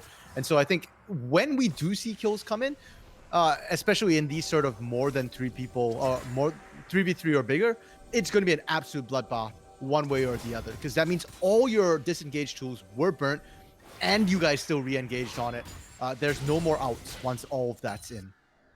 Yeah, and it's going to get even harder once Mabud is here and is able to throw out that sort of conditional engage. It's kind of weird with the Cho'Gath that you are able to, but the knockups that he can just pump out when coupled with things like Nautilus and Hecarim can result in very quick, very deadly engages. The fact that the side lane has been kept this way for right now, with Xingbear able to hold his own even slightly against Wichita Wolves top laner, is the thing that is keeping Chiral Esports in this game in the contention for these team fights at all. And that's what I don't know if Chiral is aware of right now. Their top lane turret is standing. Xingbear's not dying. Those are kind of wins, but it's coming at the cost of plates, of the turret here. If they continue going for another 5 minutes, which would actually be quite long here, that top lane turret will go down and Xingbear will be further and further behind. That is an almost 60 CS differential. Yes, 60 CS, sorry. I had to double check my math there, but it's almost 60 CS differential coming in the top lane. That is really, really bad, and it's only growing as time goes on here. You were right about the dragons, by the way, and I am terrified. I was kind of hoping up. Yeah, you say it and you're like, ah, ha, ha, maybe it would be fun if. No, it wouldn't be fun if. We're about to find out how not fun it is, and well, I mean, Mabud could probably turn off the monitor at one point. Thresh, though, that's a great lantern following up with that root, and it will earn Yoo-Hoo a kill. Super Mega Death Rocket available if they want to try and look for a kill onto this Xayah. But that was really, really well played in the mid lane to get another point for Chiral Esports. 9-5 is the score now. Nasty little interaction we saw to kick things off there. The fact that you impale, click on the lantern, and suddenly Perseus is way, way far away here. Mabud looking to just tank the turret because he can just take that down real nice and quick. So it didn't even take him 5 minutes. It took him 1 minute to take that turret. And Xingbear was actually still there to defend it. Is still fairly healthy as well. Now they can just rotate Mabud to any lane they want to. Both side lane turrets are down, so it's going to be an extended lane. Or they can just rotate him mid and just group up with the rest of the team and just get poked down onto the turret. Between the Jinx range and the tankiness of Cho'Gath here, their siege is actually very, very potent. And you can even stop the Anivia wave clear, because if you land a Rupture, you land a Feral Scream, that cancels the Glacial Storm. And that's very, very spooky for this Anivia. We got to keep our eyes on that Cho'Gath as he does finally get unlocked onto the Rift. Level 11, 700 true damage on his ultimate, which is, hold on, let me do some quick math here. How much is this? That is exactly half of Yoo-Hoo's health bar. Actually, more than half of Yoo-Hoo's health bar.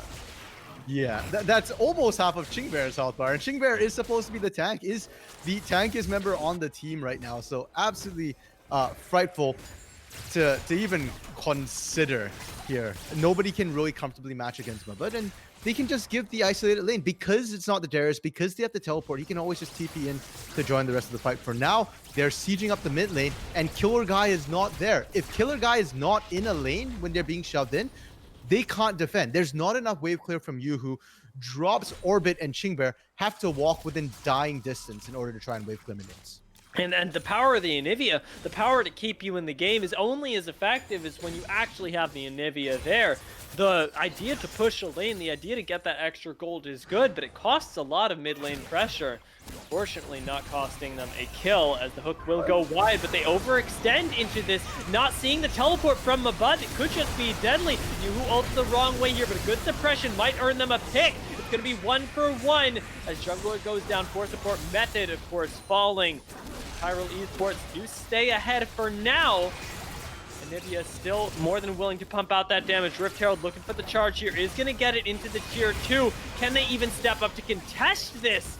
As Mabud is going to be a very formidable frontline to be sure. The Glacial Storm is doing so much work here, though. Clearing out minion wave after minion wave. The poke is big onto Xingbear. He eats that Super Mega Death Rocket and still survives. Tankiest member, not for nothing. And that's sort of the danger zone now. When you had Shelly pushing in, when you had that super large wave of minions coming in, now that it's been cleared out, that's it. Clear Guy can just sit back, put on the Glacial Storm, and they're A-okay. And Dia, you were completely right about that Spirit's Refuge from Xingbear there. The fact that it went down, protected from so much damage. And I thought, sure, you can knock people, you can displace people, but under a turret, you can't. The dredge line coming up to in turret range, Method has to run in to knock somebody out. So, you know what? That combo of that Spirit Refuge and the Glacial Storm is actually working out pretty well to try and slow down the pace of the game and protect the turrets here. It's definitely keeping them in the game, right?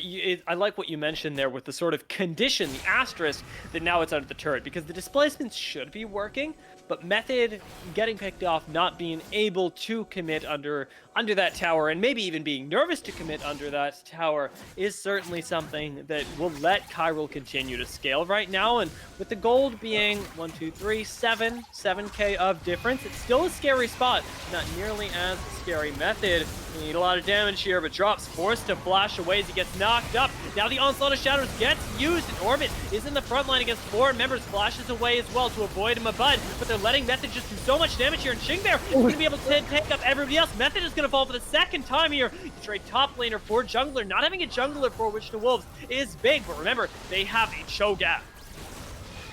Bud's just tanking it up there. These fights are just inches here. A missed skill shot here, a missed skill shot there. Oh, Perseus.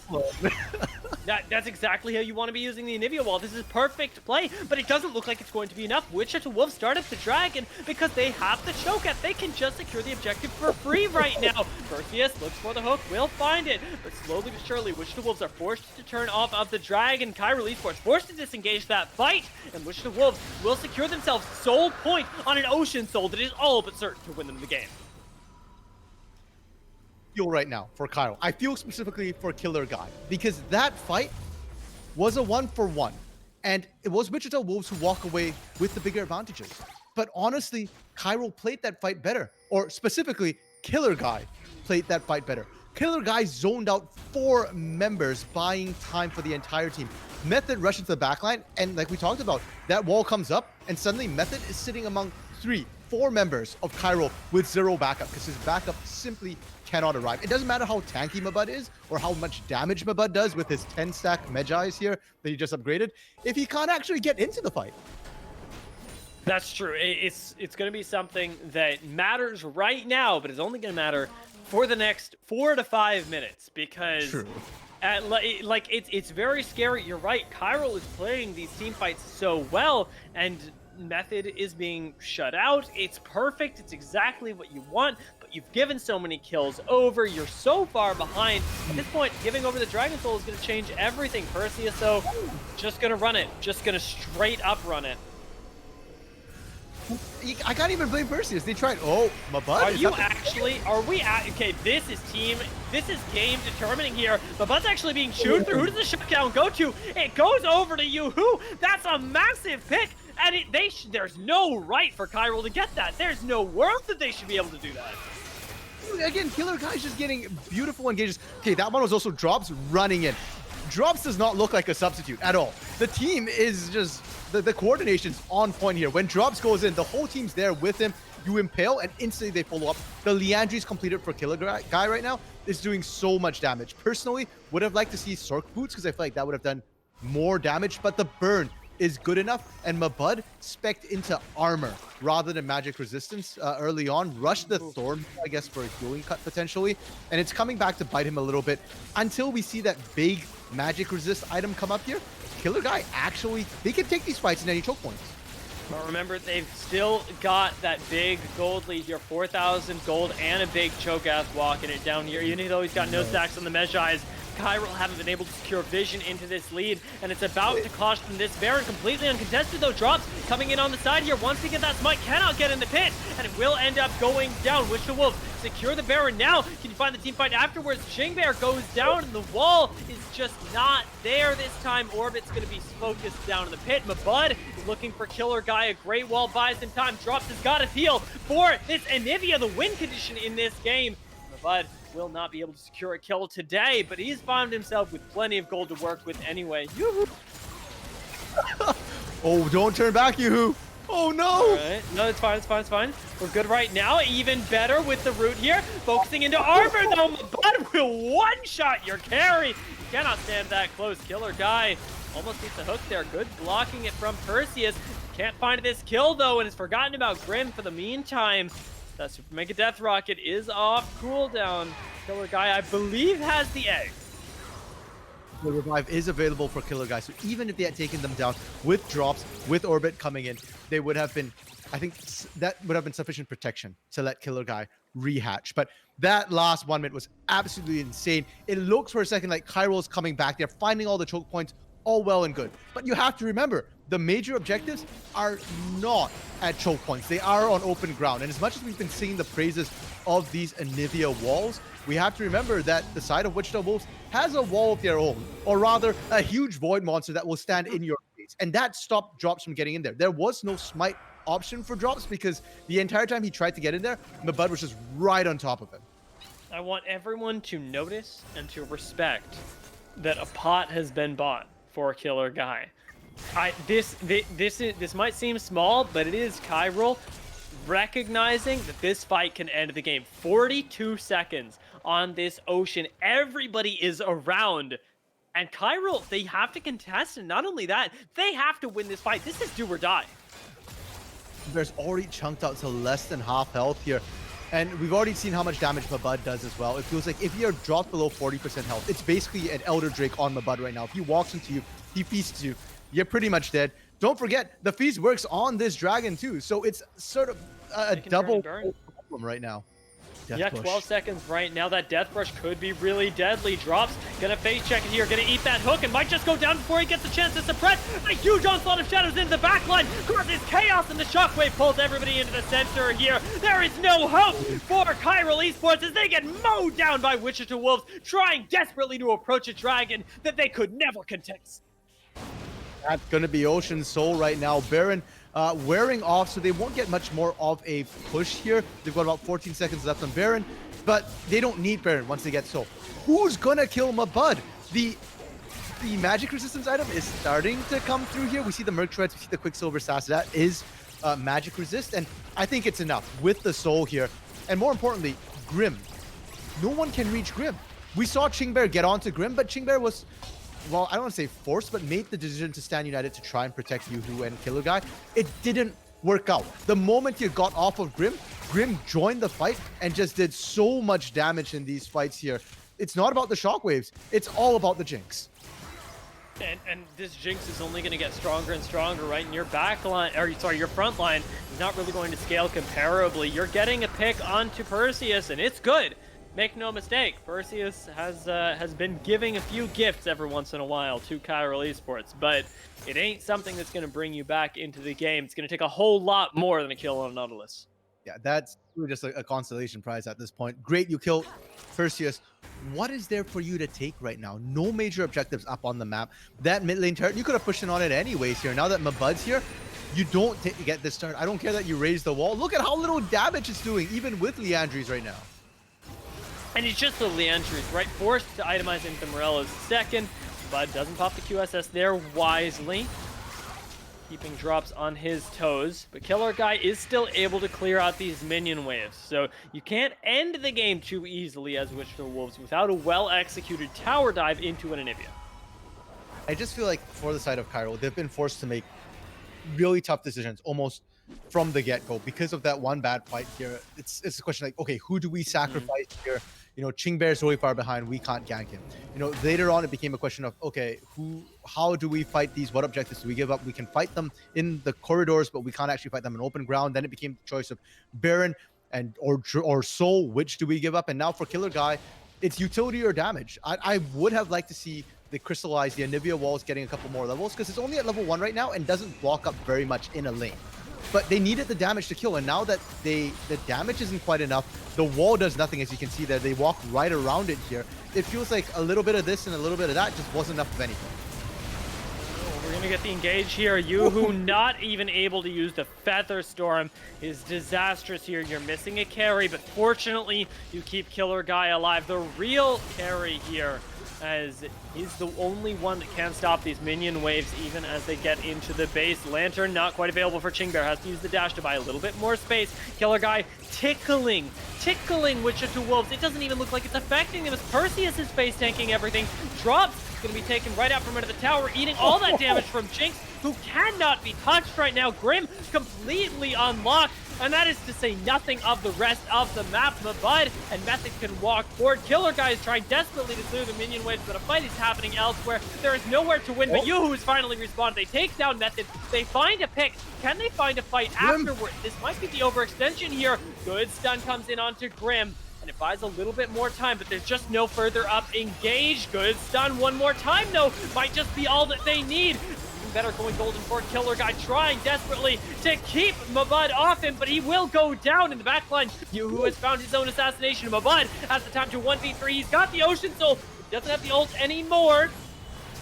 Playing around Chingbear here. Yoo-Hoo cannot approach the fight, and it should be Mabud taking this one. Drops is showing up. Chingbear gonna go down so ridiculously low, but he manages to survive, and a big shutdown goes to Yoo-Hoo. How are they alive? What? I can't believe that. But look at their base. The minions, my brethren, they're taking everything here. They forgot. They're rushing for Baron. Chingbear is now up here, and they're gonna go for this desperation Baron. We have to keep in mind, Super Mega Death Rocket is available. Method is up and running here, and for all that Yoo-Hoo has been pumping damage, Yoo-Hoo might die to Baron. This is so bad here. He doesn't even have the Feather Storm available. No heal either. Method sees him, but won't actually be able to find him there. A good wall will keep the AD carry safe. Ching there, though, spawns in a place where he cannot get that actual taunt off. Killer Guy now left in the front line. Method still searching for the engage here. Knows that Chiral is weak. How weak are they? Orbit goes down. Method still alive. Chingbear gets hooked back to him. Buddy's on the flank. Consumes the AD carry, and now the chase down into this egg is easy. A triple kill gets picked up by TB and Wichita Wolves. They don't even need the Baron. They're going to close out the game right here and right now as Method leads the charge, but Mabud backs it up. Drop's going to be able to get a single kill there. No QSS means you don't get to have fun in the fountain, but it does not matter at this point. Wichita Wolves are so ridiculously strong. More than a 10k gold lead, almost a 10-kill Cho'Gath, and Wichita Wolves, holy moly, what a game two to send us to that third and final game. Here we go, Dia. We get ourselves a series tonight. Chiral, for the first time in Risen Divine League, is going to have themselves a game 3. So that's one thing broken. Now the question is, can Wichita Wolves preserve their 3-0 status here? Or will that also break tonight? I can't believe what I just witnessed. I mean, I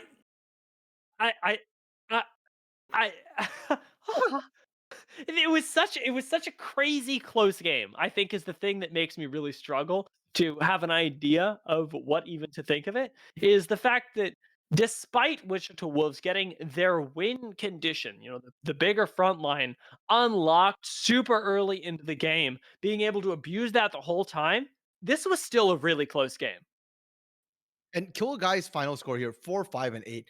It doesn't look amazing, but if you look at the damage charts, Killer Guy did the most damage in the game. More than Mabud, for all that Mabud was a lot scarier. More than Yoo-Hoo, for all that Yoo-Hoo was the one picking up the kills left and right now. So for Chiral, their mid laner is definitely a win condition for them, whether it be on that Silas diving the backline or Nivea playing front to back.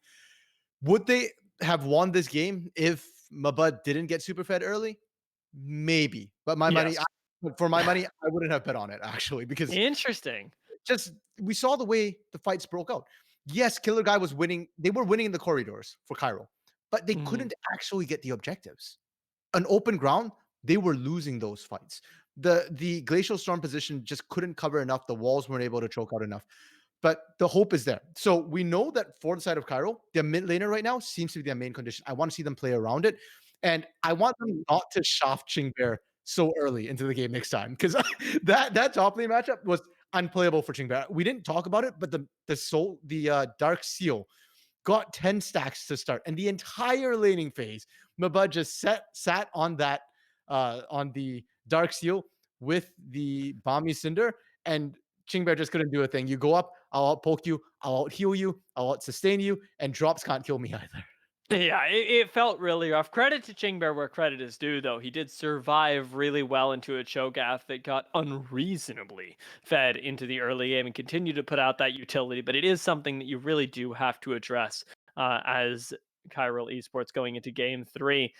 It feels though like game 3 is going to be, well, I don't even want to say explosive. I want to say just the more controlled version of this game, the version of this game that doesn't start with 5 kills theoretically, right? Because I don't think either team is going to expect that sort of running it down in the early game accidentally, we'll say. And Chiral did get some good stuff off it, but it was, yeah, it was a very rough early game. You can't necessarily rely on Wichita Wolves.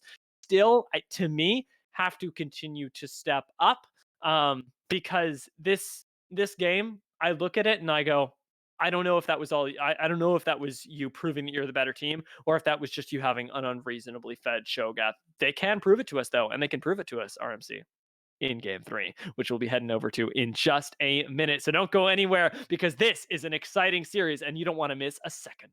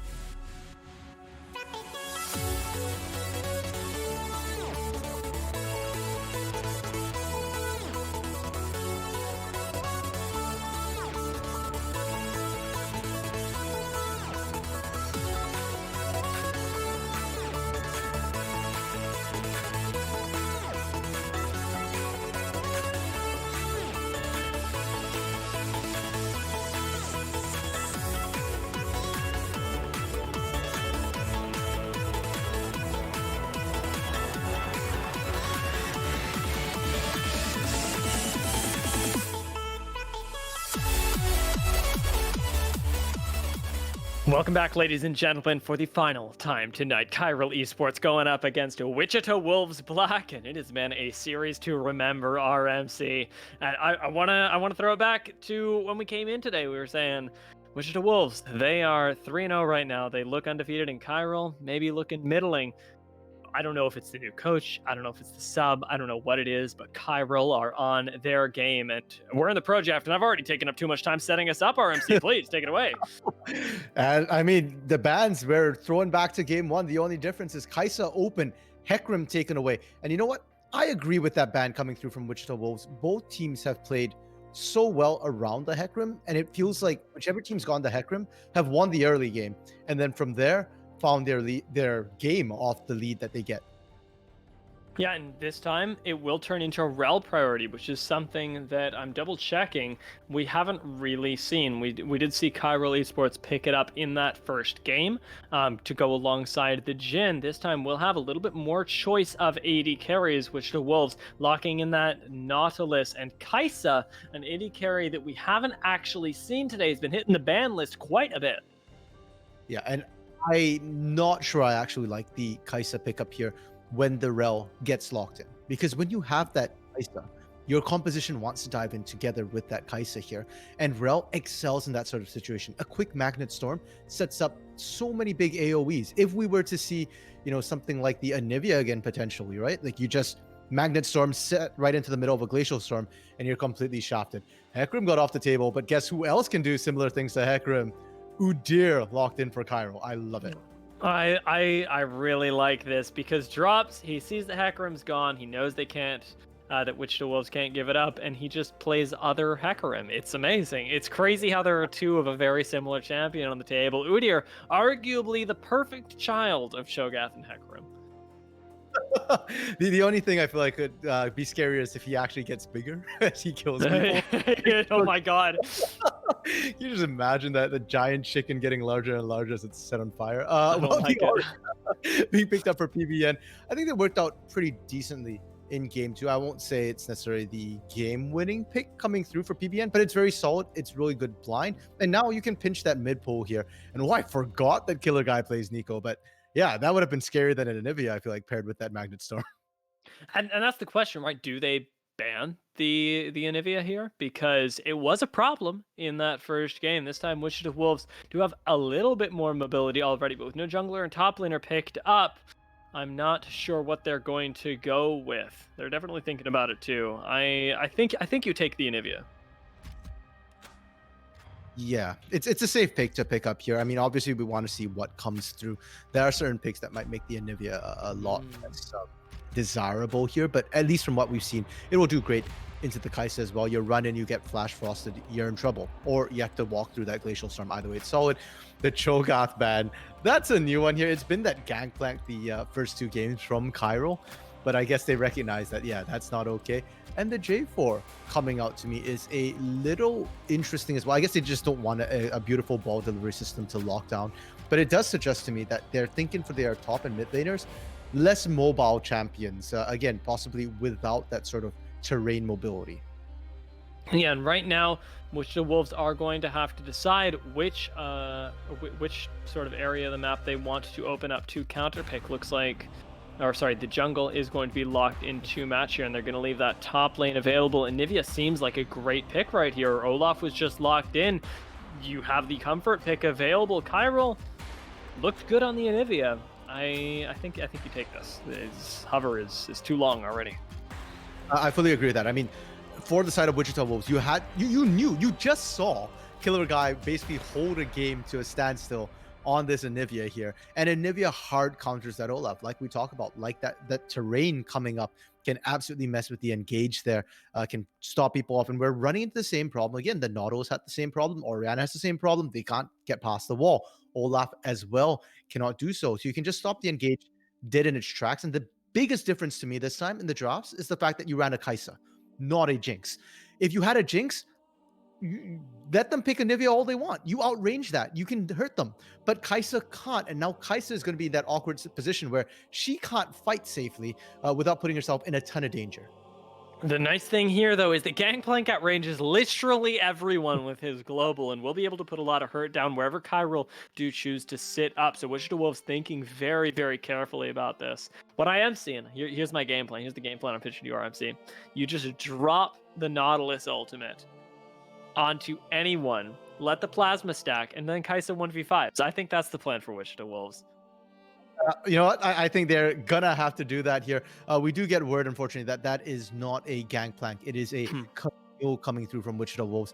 Mixed feelings on that. I think having the Camille who can sort of play around the walls is not a bad decision, but I actually really like the Gangplank pickup because, as you mentioned, outranges the Anivia. You can get the poke down, and then you can force them to engage into you. Then you don't have to worry as much about the walls, about the setup, because Anivia wants you to play into her. The Glacial Storm doesn't like to be moved constantly. It takes time to stack up to the full damage as well. So if you can keep the fight running and gunning, if you can outrange the Anivia, that's actually a really solid way to beat that pick. So, since we have the Camille instead of the Gangplank, right, we can see so many benefits to this Gangplank. What does the Camille provide Wichita Wolves that Gangplank doesn't? The reliable engage onto Xayah and even onto the as well, making sure that you can get onto the back. Because I think that's been something that's been missing in these last, well, at least the last game. There was the Silas in game 1 coming out from Chiral, is a way to access and take out the backline targets here. Chiral still doesn't have that. Udyr has to run through targets, has to run through people to do that, or look for the flank, or in same thing, wants to play front to back. Whereas for the side of Camille can just hop over a wall and suddenly you're in the back line. Xayah's in trouble. Yeah, sure, you can use the Featherstorm. You're buying a bit more time, but Camille will probably be able to burst her down, especially if the Udyr, if the Rel, if the Ornn are trying to engage and forget to leave somebody behind to peel for the Xayah. Well, you are focusing on that Camille, though. It is worth noting that since Olaf was originally the ball delivery system, and now Anivia has been picked up, Camille is now that ball delivery system, and you can't group up too close to her. So not only providing you the ability to start off a team fight with a combination of PBN and Mabud, but now also layering on top, or now also layering on top of that the fact that she can engage from very far away.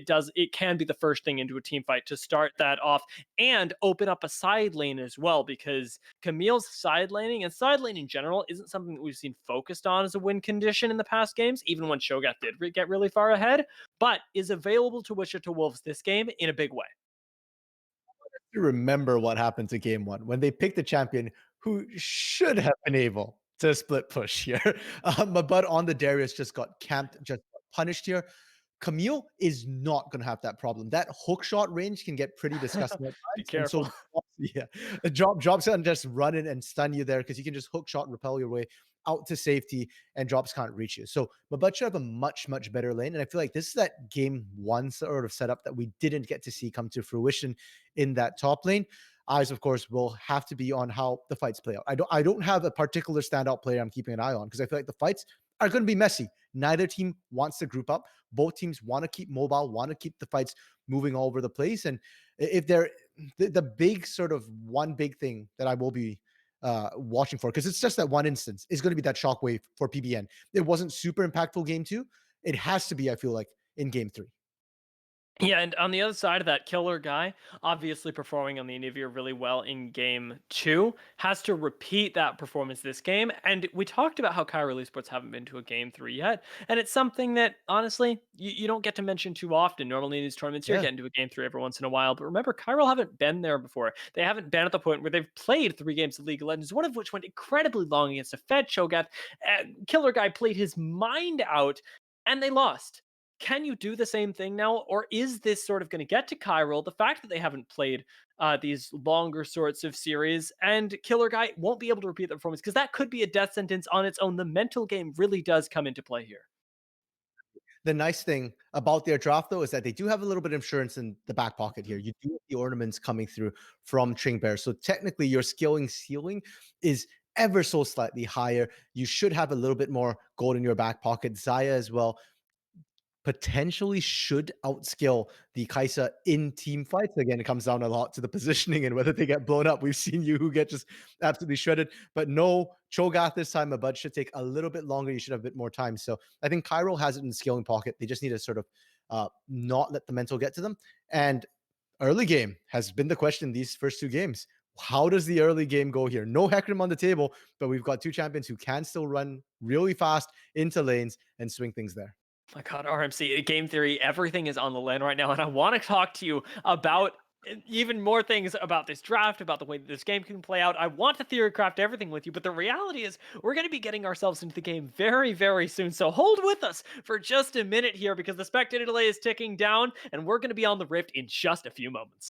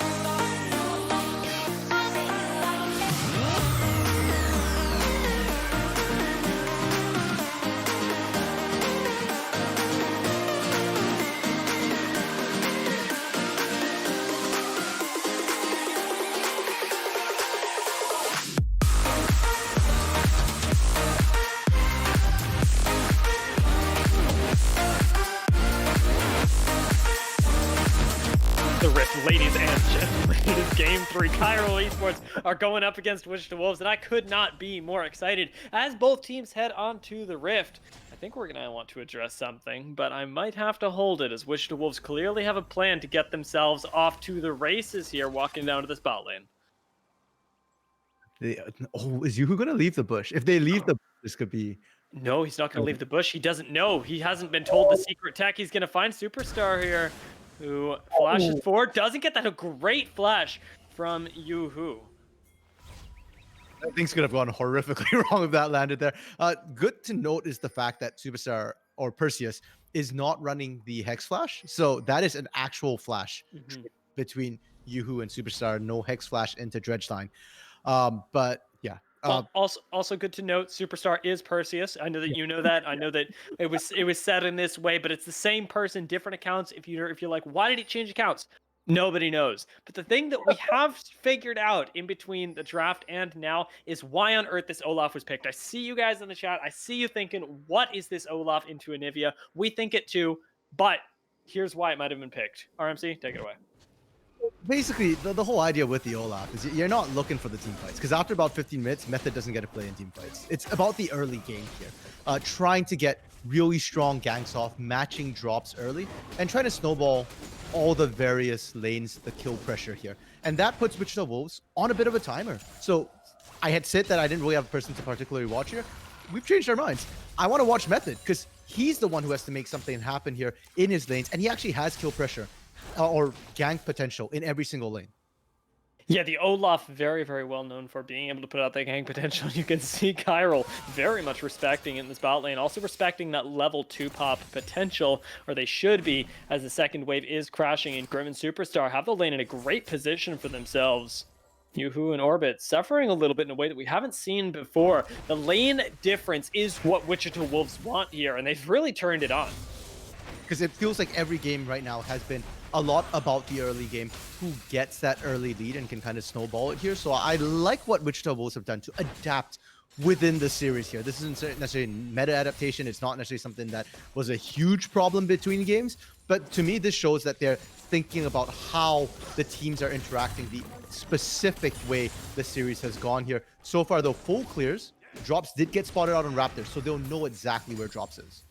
Now, the other thing that we noted here, and that I want to point out on Chiral, is that he hasn't taken that unsealed spellbook, and that shows us that Chiral is also thinking about the series, the game, in sort of a bigger way than just what is Lane Kingdom, and more about what is our win condition, how do we want to play the game. That lack of unsealed spellbook, like you've mentioned to me earlier, is really pointing towards we don't think that top lane's going to get that many ganks this game.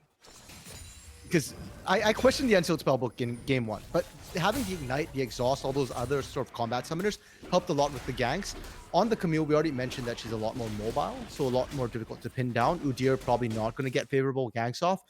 Grasp of the Undying just gives you so much more sustain in lane, and Qingbear likely to just look for that. The unfortunate part of that, though, is that so far, Qingbear's not really been able to necessarily win the lane alone, and being the Ornn, being the weak side champion here, I don't see that changing in the mid or later early game here. In the early game, yes, Ornn should do just fine, but once we get a couple of backs, maybe after the second back here, I think Qingbear is going to really start to struggle without some sort of jungle pressure.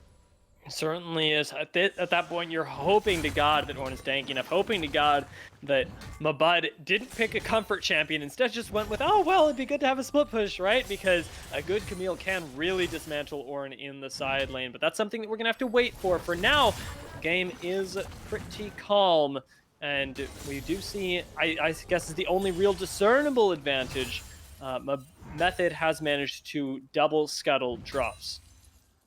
That is actually huge for the junglers. He's up a whole bunch of CS as well.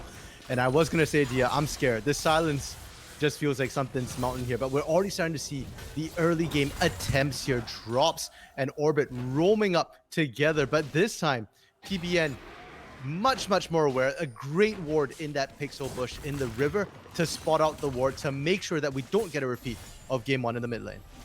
Really well done, and a great adaptation for the way that Chiral both want and need to play this game. Mabud is pretty low in the top lane, and it has me sweating because anything below 50% health is probably in lethal for Ornn. Yeah, it certainly feels like that.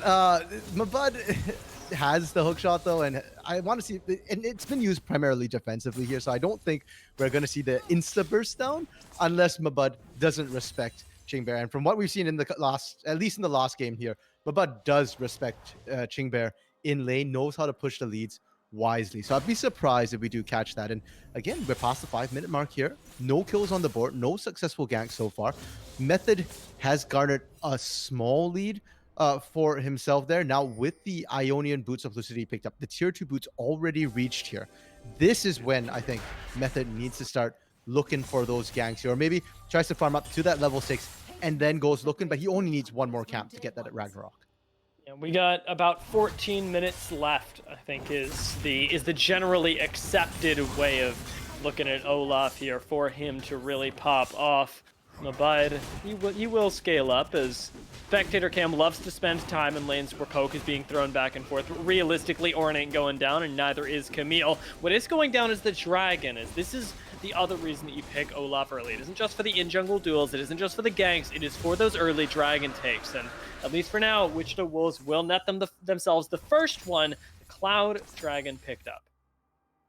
Seen a drop in focus on that Dragon here. In game 1, game 2, Dragon was taken off the back of fights. They look for a fight, then they go for it. And that's because the bot laners were in position to contest it. This time, the desynced back timings are absolutely massive, and Yoo-Hoo and Orbit are just completely out of position. No pings went down at all till after the Dragon was taken. So good on Wichita Wolves to continue prioritizing these objectives, because objectives are what wins you games.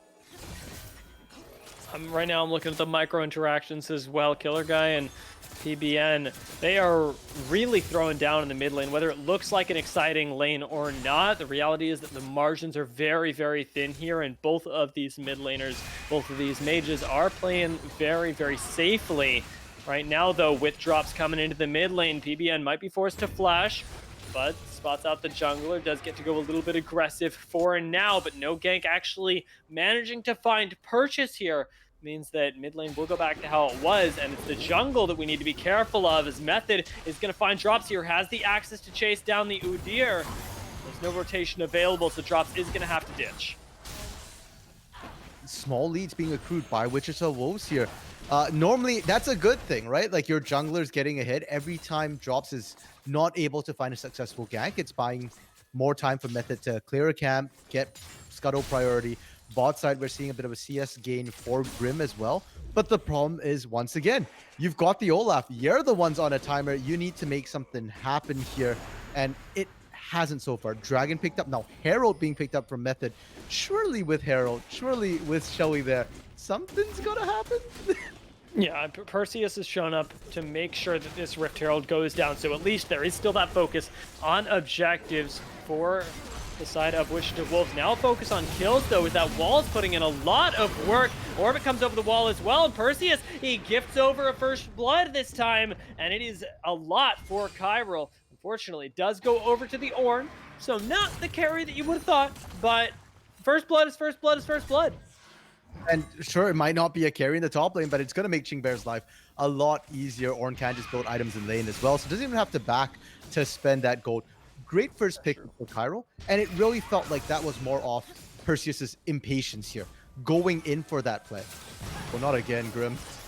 Yeah, you gotta be real careful here. Good root comes in, and that should be a dead. Grim here has the flash, has the heal. Yoo-Hoo gonna need to burn, I thought, his own, but that last auto doing a surprising amount of damage with the double longsword pickup, and it's a free solo kill in the bot lane. We saw this before, where Grim overextends without Perseus present, trying to get, just that last bit more damage on the turret. Wanted 17 health from the first plate. I understand the greed, but it's caused Grim before, and that is not the start you want to see on this Kai'Sa, who's already going to get into rather dicey positions in the teamfights today. Killer guy still going aggressive with these trades. Hasn't had the egg popped yet, and on the Anivia, that is really, really rough for an Orianna, because it negates your kill threat almost entirely. The poke wars are really just netting Anivia advantage after advantage, although with PBN having the teleport, you can't afford to take a few of those bad trades. Yeah, more importantly, right now, Anivia doesn't really have a ton of kill pressure on to PBN without help, and so far we've seen Drops hasn't been able to really convert too well on these fights. Perseus, though, yeah, this is a classic Perseus move, honestly. Just overextending ever so slightly costs him his flash right there, and thank God that he did flash, because you cannot be losing a big engage tool right now. Though with Orbit going aggressive, you're gonna lose him anyway. Perseus falls, and Grim, the next one up on the board. Yoo-Hoo gets to take him down, get himself the second kill of the game, and this Xayah's taken off early. Yeah, you can't just stay in lane like that against Arel. There was the Hex Flash available as well, so if you opt to stick around at any point, Orbit can just jump in on you, Magnet Storm. You're guaranteed dead. You guys are just too squishy, and the exhaust as well.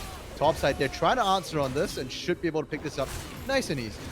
Yeah, this should be a very, very dead Chingbear, as unfortunately Mabud doesn't pick up that kill. I'm sure that they wanted to give it over, and you saw Method hold his auto, but unfortunately the burn is just enough to keep that side lane win condition from being as unlocked as they would have liked off that play. Oh, more action in the mid lane. And Orbit once again starts it off with a great dismount, and Perseus once again caught a little bit out of position. They don't have the DPS available, though, with just Drops in Orbit around. We haven't hit that late game Udyr stage where he can both tank up everything on your team and potentially one-shot a squishy. Ping Bear's coming. We'll see. How's that teleport? Oh no! Does end up investing it, but oh Jesus, Perseus!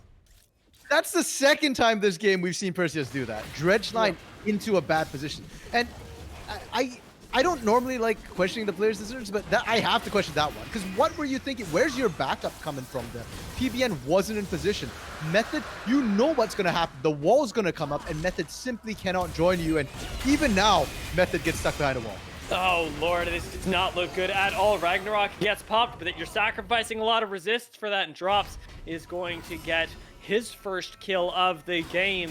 Now, I want to talk about this actually. It's something that we've noted with Perseus over this last game and now this one is that the plays do tend to be, shall we say, suboptimal, and they're things that we're sure that he knows, right?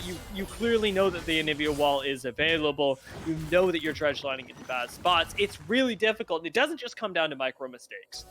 It's something that I think is more on Wichita Wolves as a whole, that they are forced to look through these plays, and they're forced to look through them really only through the Nautilus, because Mabud isn't there. If you want a play to happen, it has to be off Nautilus.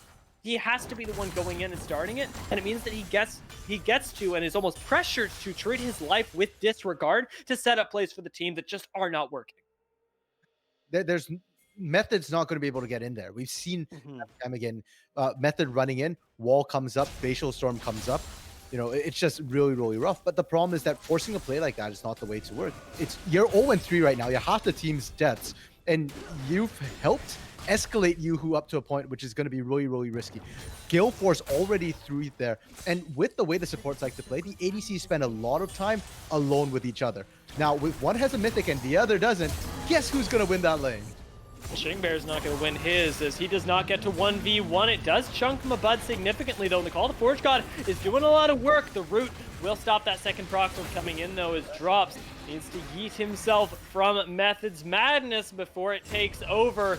Glacial Storm isn't quite there, and the setup isn't there for Chiral either. Finally, now that everybody's in position, it's not going to come in, but the Attractor Repel doesn't stun anyone. That Glacial Storm is putting out so much damage, though Killer Guy is searching for the last couple hits, but overextends just a little bit as everyone falls around him, and Chiral will get dismantled in the river.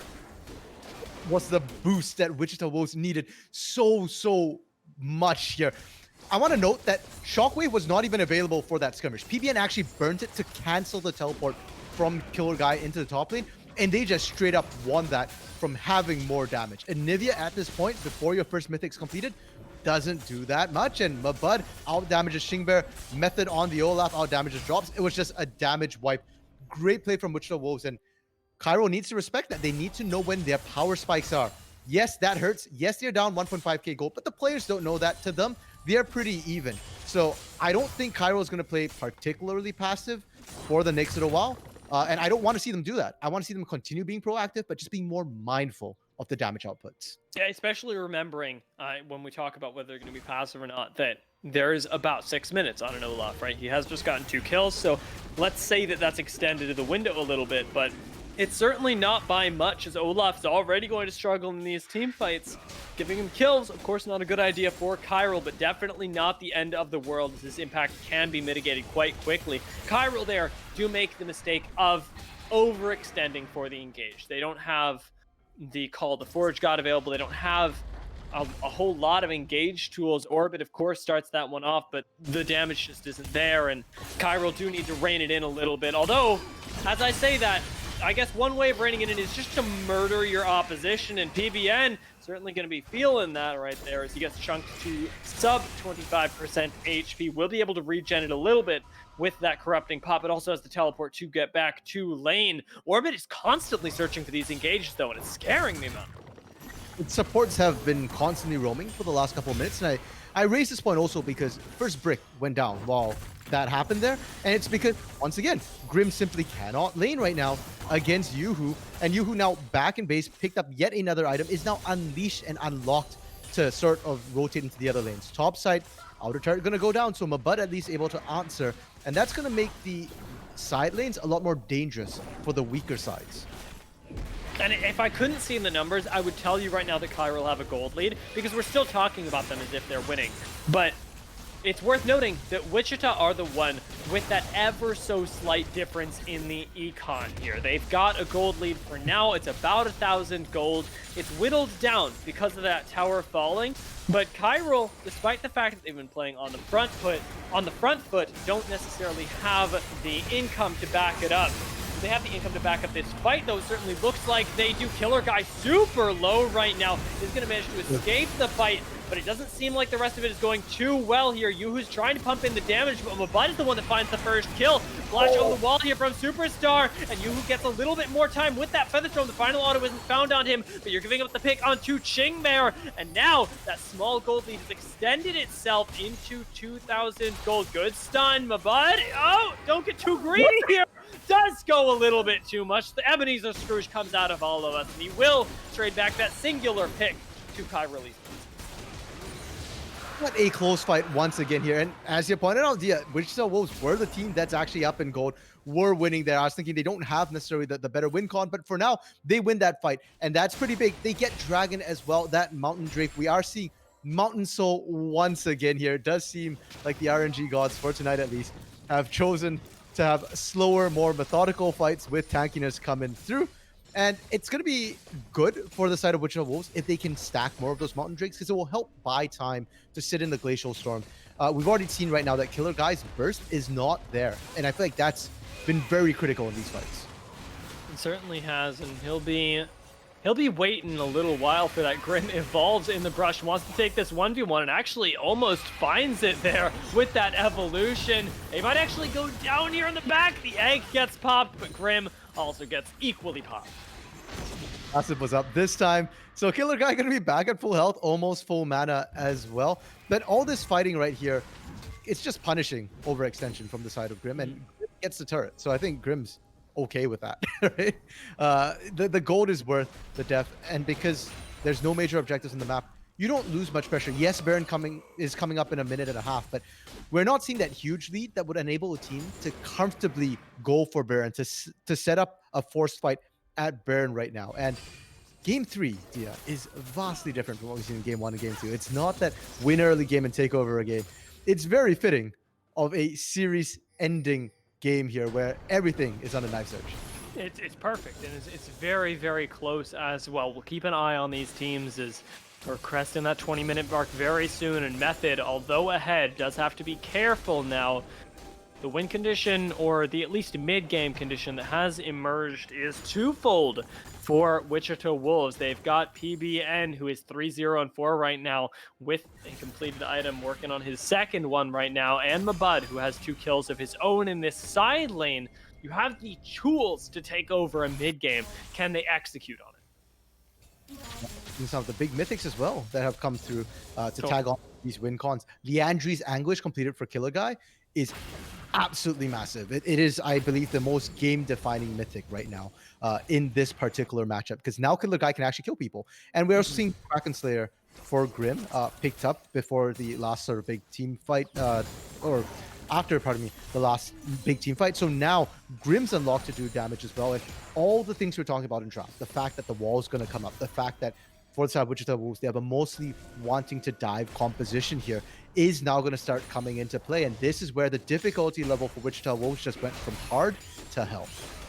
Yeah, this is a really, really tough one, as those items, like you're mentioning, are coming in. The more that end up getting popped here, the more income that you get, the more levels that Orin gets as well. It's something that we haven't gotten too much of a chance to discuss in the game. It is going to start to push the game in the favor of Chiral Esports, and I want everybody to notice that when a minion wave was crashing, it was you who went to catch it. Chiral, they are not falling apart right now. They are sending resources to exactly where they need to be, paying attention to their win conditions, taking care of them, and you can see it in the CS. It might be lower than where Wichita Wolves are at right now, but Chiral Esports do have the high CS numbers where they matter. They're getting it to the right people, and the lower numbers are more a function of the fact that Wichita Wolves is the one sort of making the plays, dragging Chiral to match. So Chiral ends up losing waves when they have to respond to this. Now, we are seeing Chingbear go to the top side, does have teleport, but the pings are coming down around the dragon here. Teams are not focused on the Baron, and we talked about this a bit, about the fact that Anivia doesn't do great necessarily on the open ground. They want to fight in the choke points here. So for the side of Chiral, you want to be there first to try and cut off Wichita Wolves from even getting in there. You want to fight them in these sort of choke points, like right here. Superstar. Drops just spotted here. It's a great wall, and it's going to be a pickoff onto Perseus. It looks like Flash of the Wall will save him. Yoo-hoo eats one ult, but that's basically a lack of Nautilus right now. He's worth a hook at the moment, and it's right before the crucial fight. Big engage here, finds a double knockup. Doesn't find a follow-up one though. His orbit goes in, but doesn't have the backup damage just yet. Yoo-hoo eats a full Orianna ult and now has to get himself out of there. Does manage to trade back here. It is jungler for support, and it's very, very worth it for Chiral. They still have to dance around the side of this fight, though, as Yoo-hoo's extremely low, and it is just not fair at this point. Grim looking for the poke over the wall. Yoo-hoo looks like he wants to back right now. Do you take the bet that Wichita Wolves don't turn and burn this Baron, or just Chingbear? Ultimatum still available here.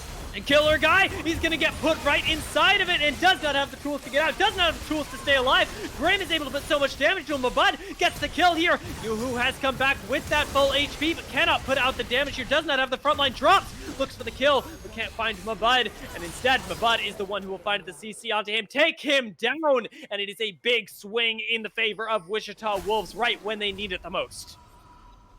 About the shockwave for PVN here, Dia, about him having to be absolutely massive with it.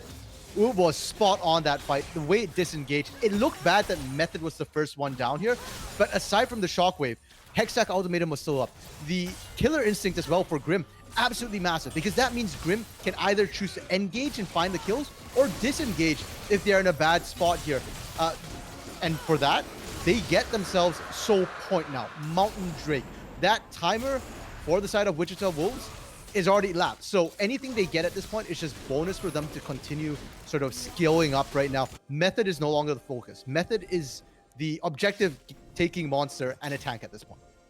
Yeah, it's a... I like what you say that the timer is up. We've hit the 23-minute mark, and as many kills as Olaf did accrue, too, by the way, he's netted himself just about as much as you're going to. Right now, it's about keeping that lead that you have. I count 1, 2, 3, 4,000 gold, as well as, like you mentioned, that soul point. Soul, of course, being a really big boon to whatever team does secure it. But right now, you got to keep that lead. You got to press that lead and make it to the end of the game. That involves taking Baron, especially when playing into Anivia. The other thing to note is you mentioned there's a 4,000 gold lead, Dia. 3,000 of that gold lead is sitting on Mabud, on this Camille, on that split push win con we spoke about. This is not a Darius who's now down and in deficit. This is a Camille who nobody can quite match on the split push. Chingbear probably has the best bet, and even then, you're just stalling and hoping that your jungler comes by. If not, eventually the Camille will whittle you down. Killer Guy absolutely cannot be there. We saw exactly what happened with that Hextech ultimatum. And Drops here doesn't want to be locked in a lane, needs to be there for that sort of smite pressure onto jungle. So Wichita Wolves is in a very, very comfortable position right now with Mabud just split pushing. Chiral do send their top laner down to answer. I'm not sure how long you can hold out against the Camille, but you can tell from the way that Wichita Wolves have leveled up their macro game in game 2 and 3. They do not want to be the first 3-0 team to lose that game. They do not want to be sent down to join the rest of the soup of the Risen Divine League. Right now, they want to stay on top as the nice floaty bits of delicious.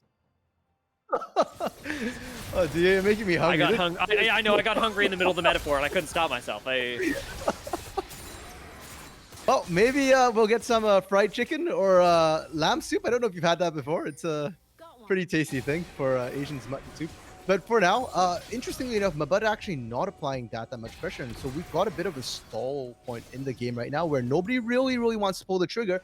And instead, it is going to be Chiral picking up the scuttle, which is going to be nice for them. It grants them a lot of vision, and it's going to dissuade Wichita Wolves from trying to start this Baron.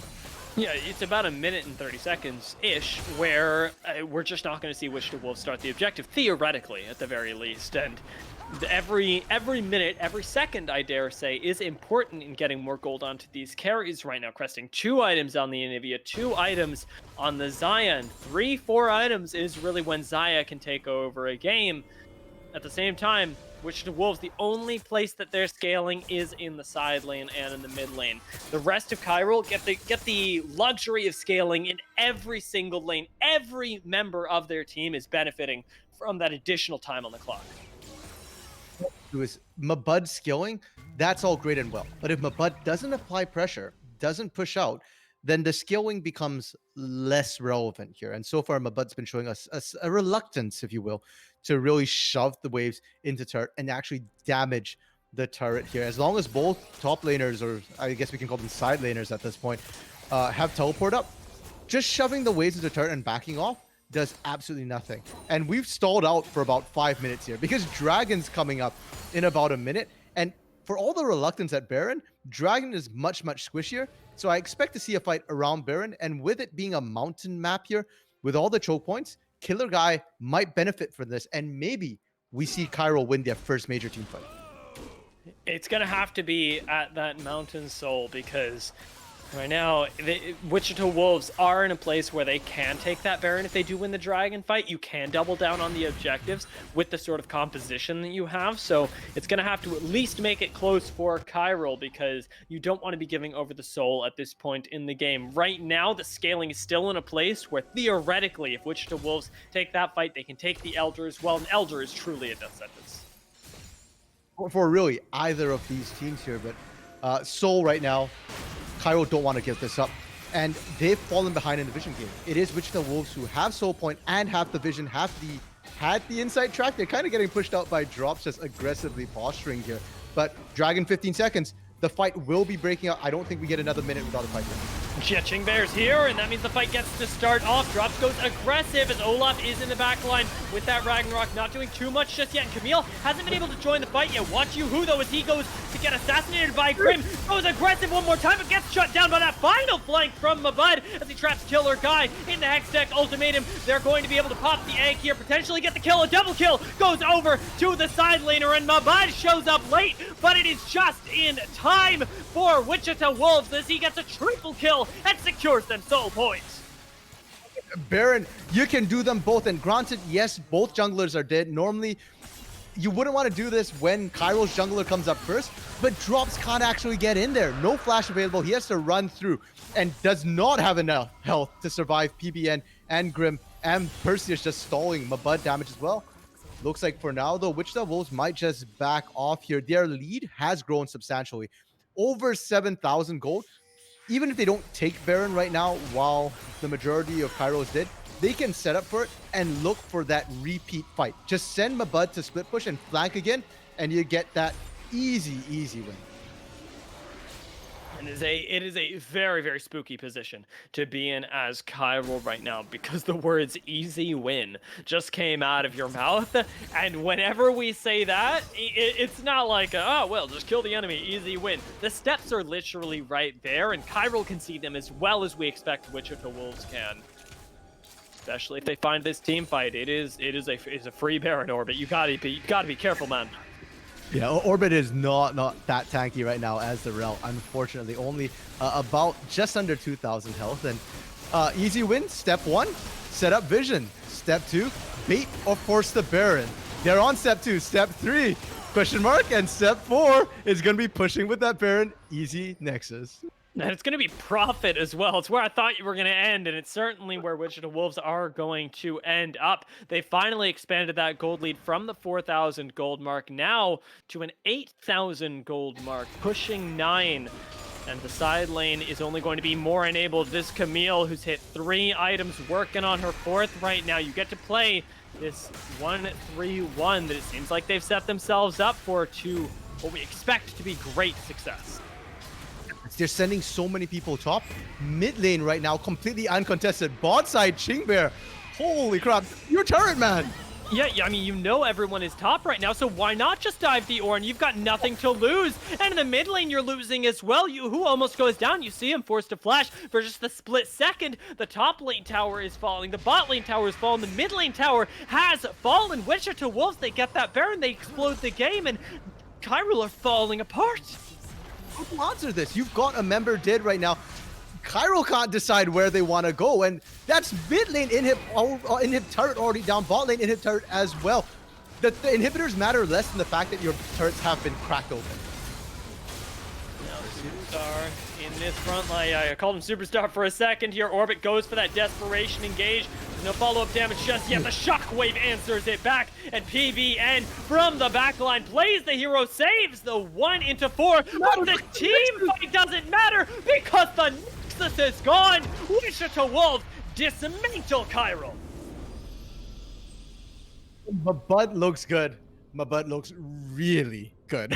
That Cho'Gath game, unkillable. And now in this one with the Camille, 8-1 and 7. A lot of times I look at the kills and I go, oh, so and so got an amazing scoreline. But there was somebody else. In this case, no. This was the Mabud show. Camille pretty much ran the whole thing. If Mabud wasn't this fed, it wouldn't have gone out. I mean, not to take away from Grim PBN for doing what they did and Method for not being a huge liability at the end of the game, considering the tough position he was put in with that pick.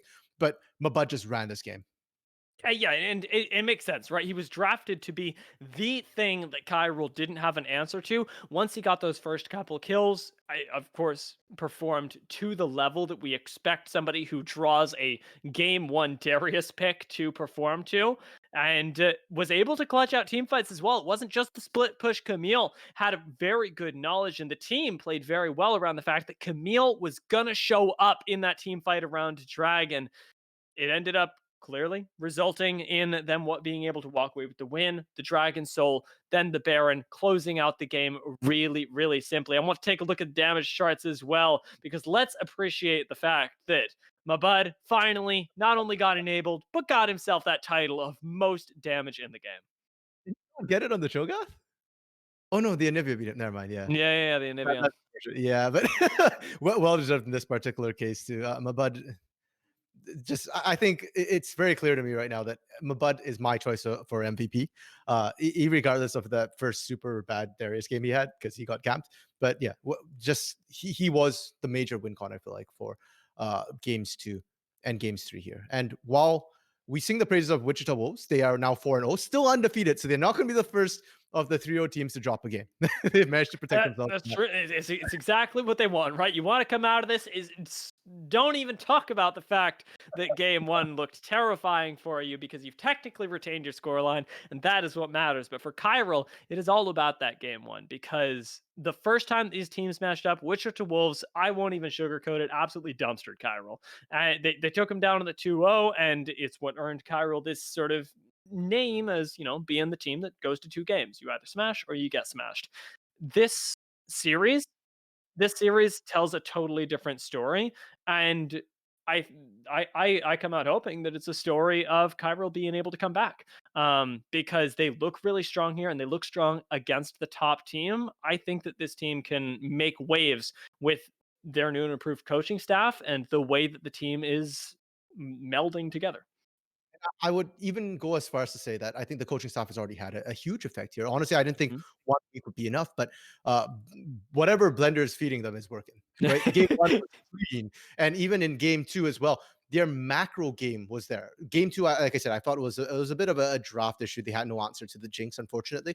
And even in game 3, even when they were falling behind, you could see them trying to make the macro moves. They did look a little frazzled, and perhaps if we give Blender a bit more time here with Chiral, I expect to see good things from Chiral. Good news for Chiral is that they're still not out of the game. It's week 4 here. There's still 2 more weeks.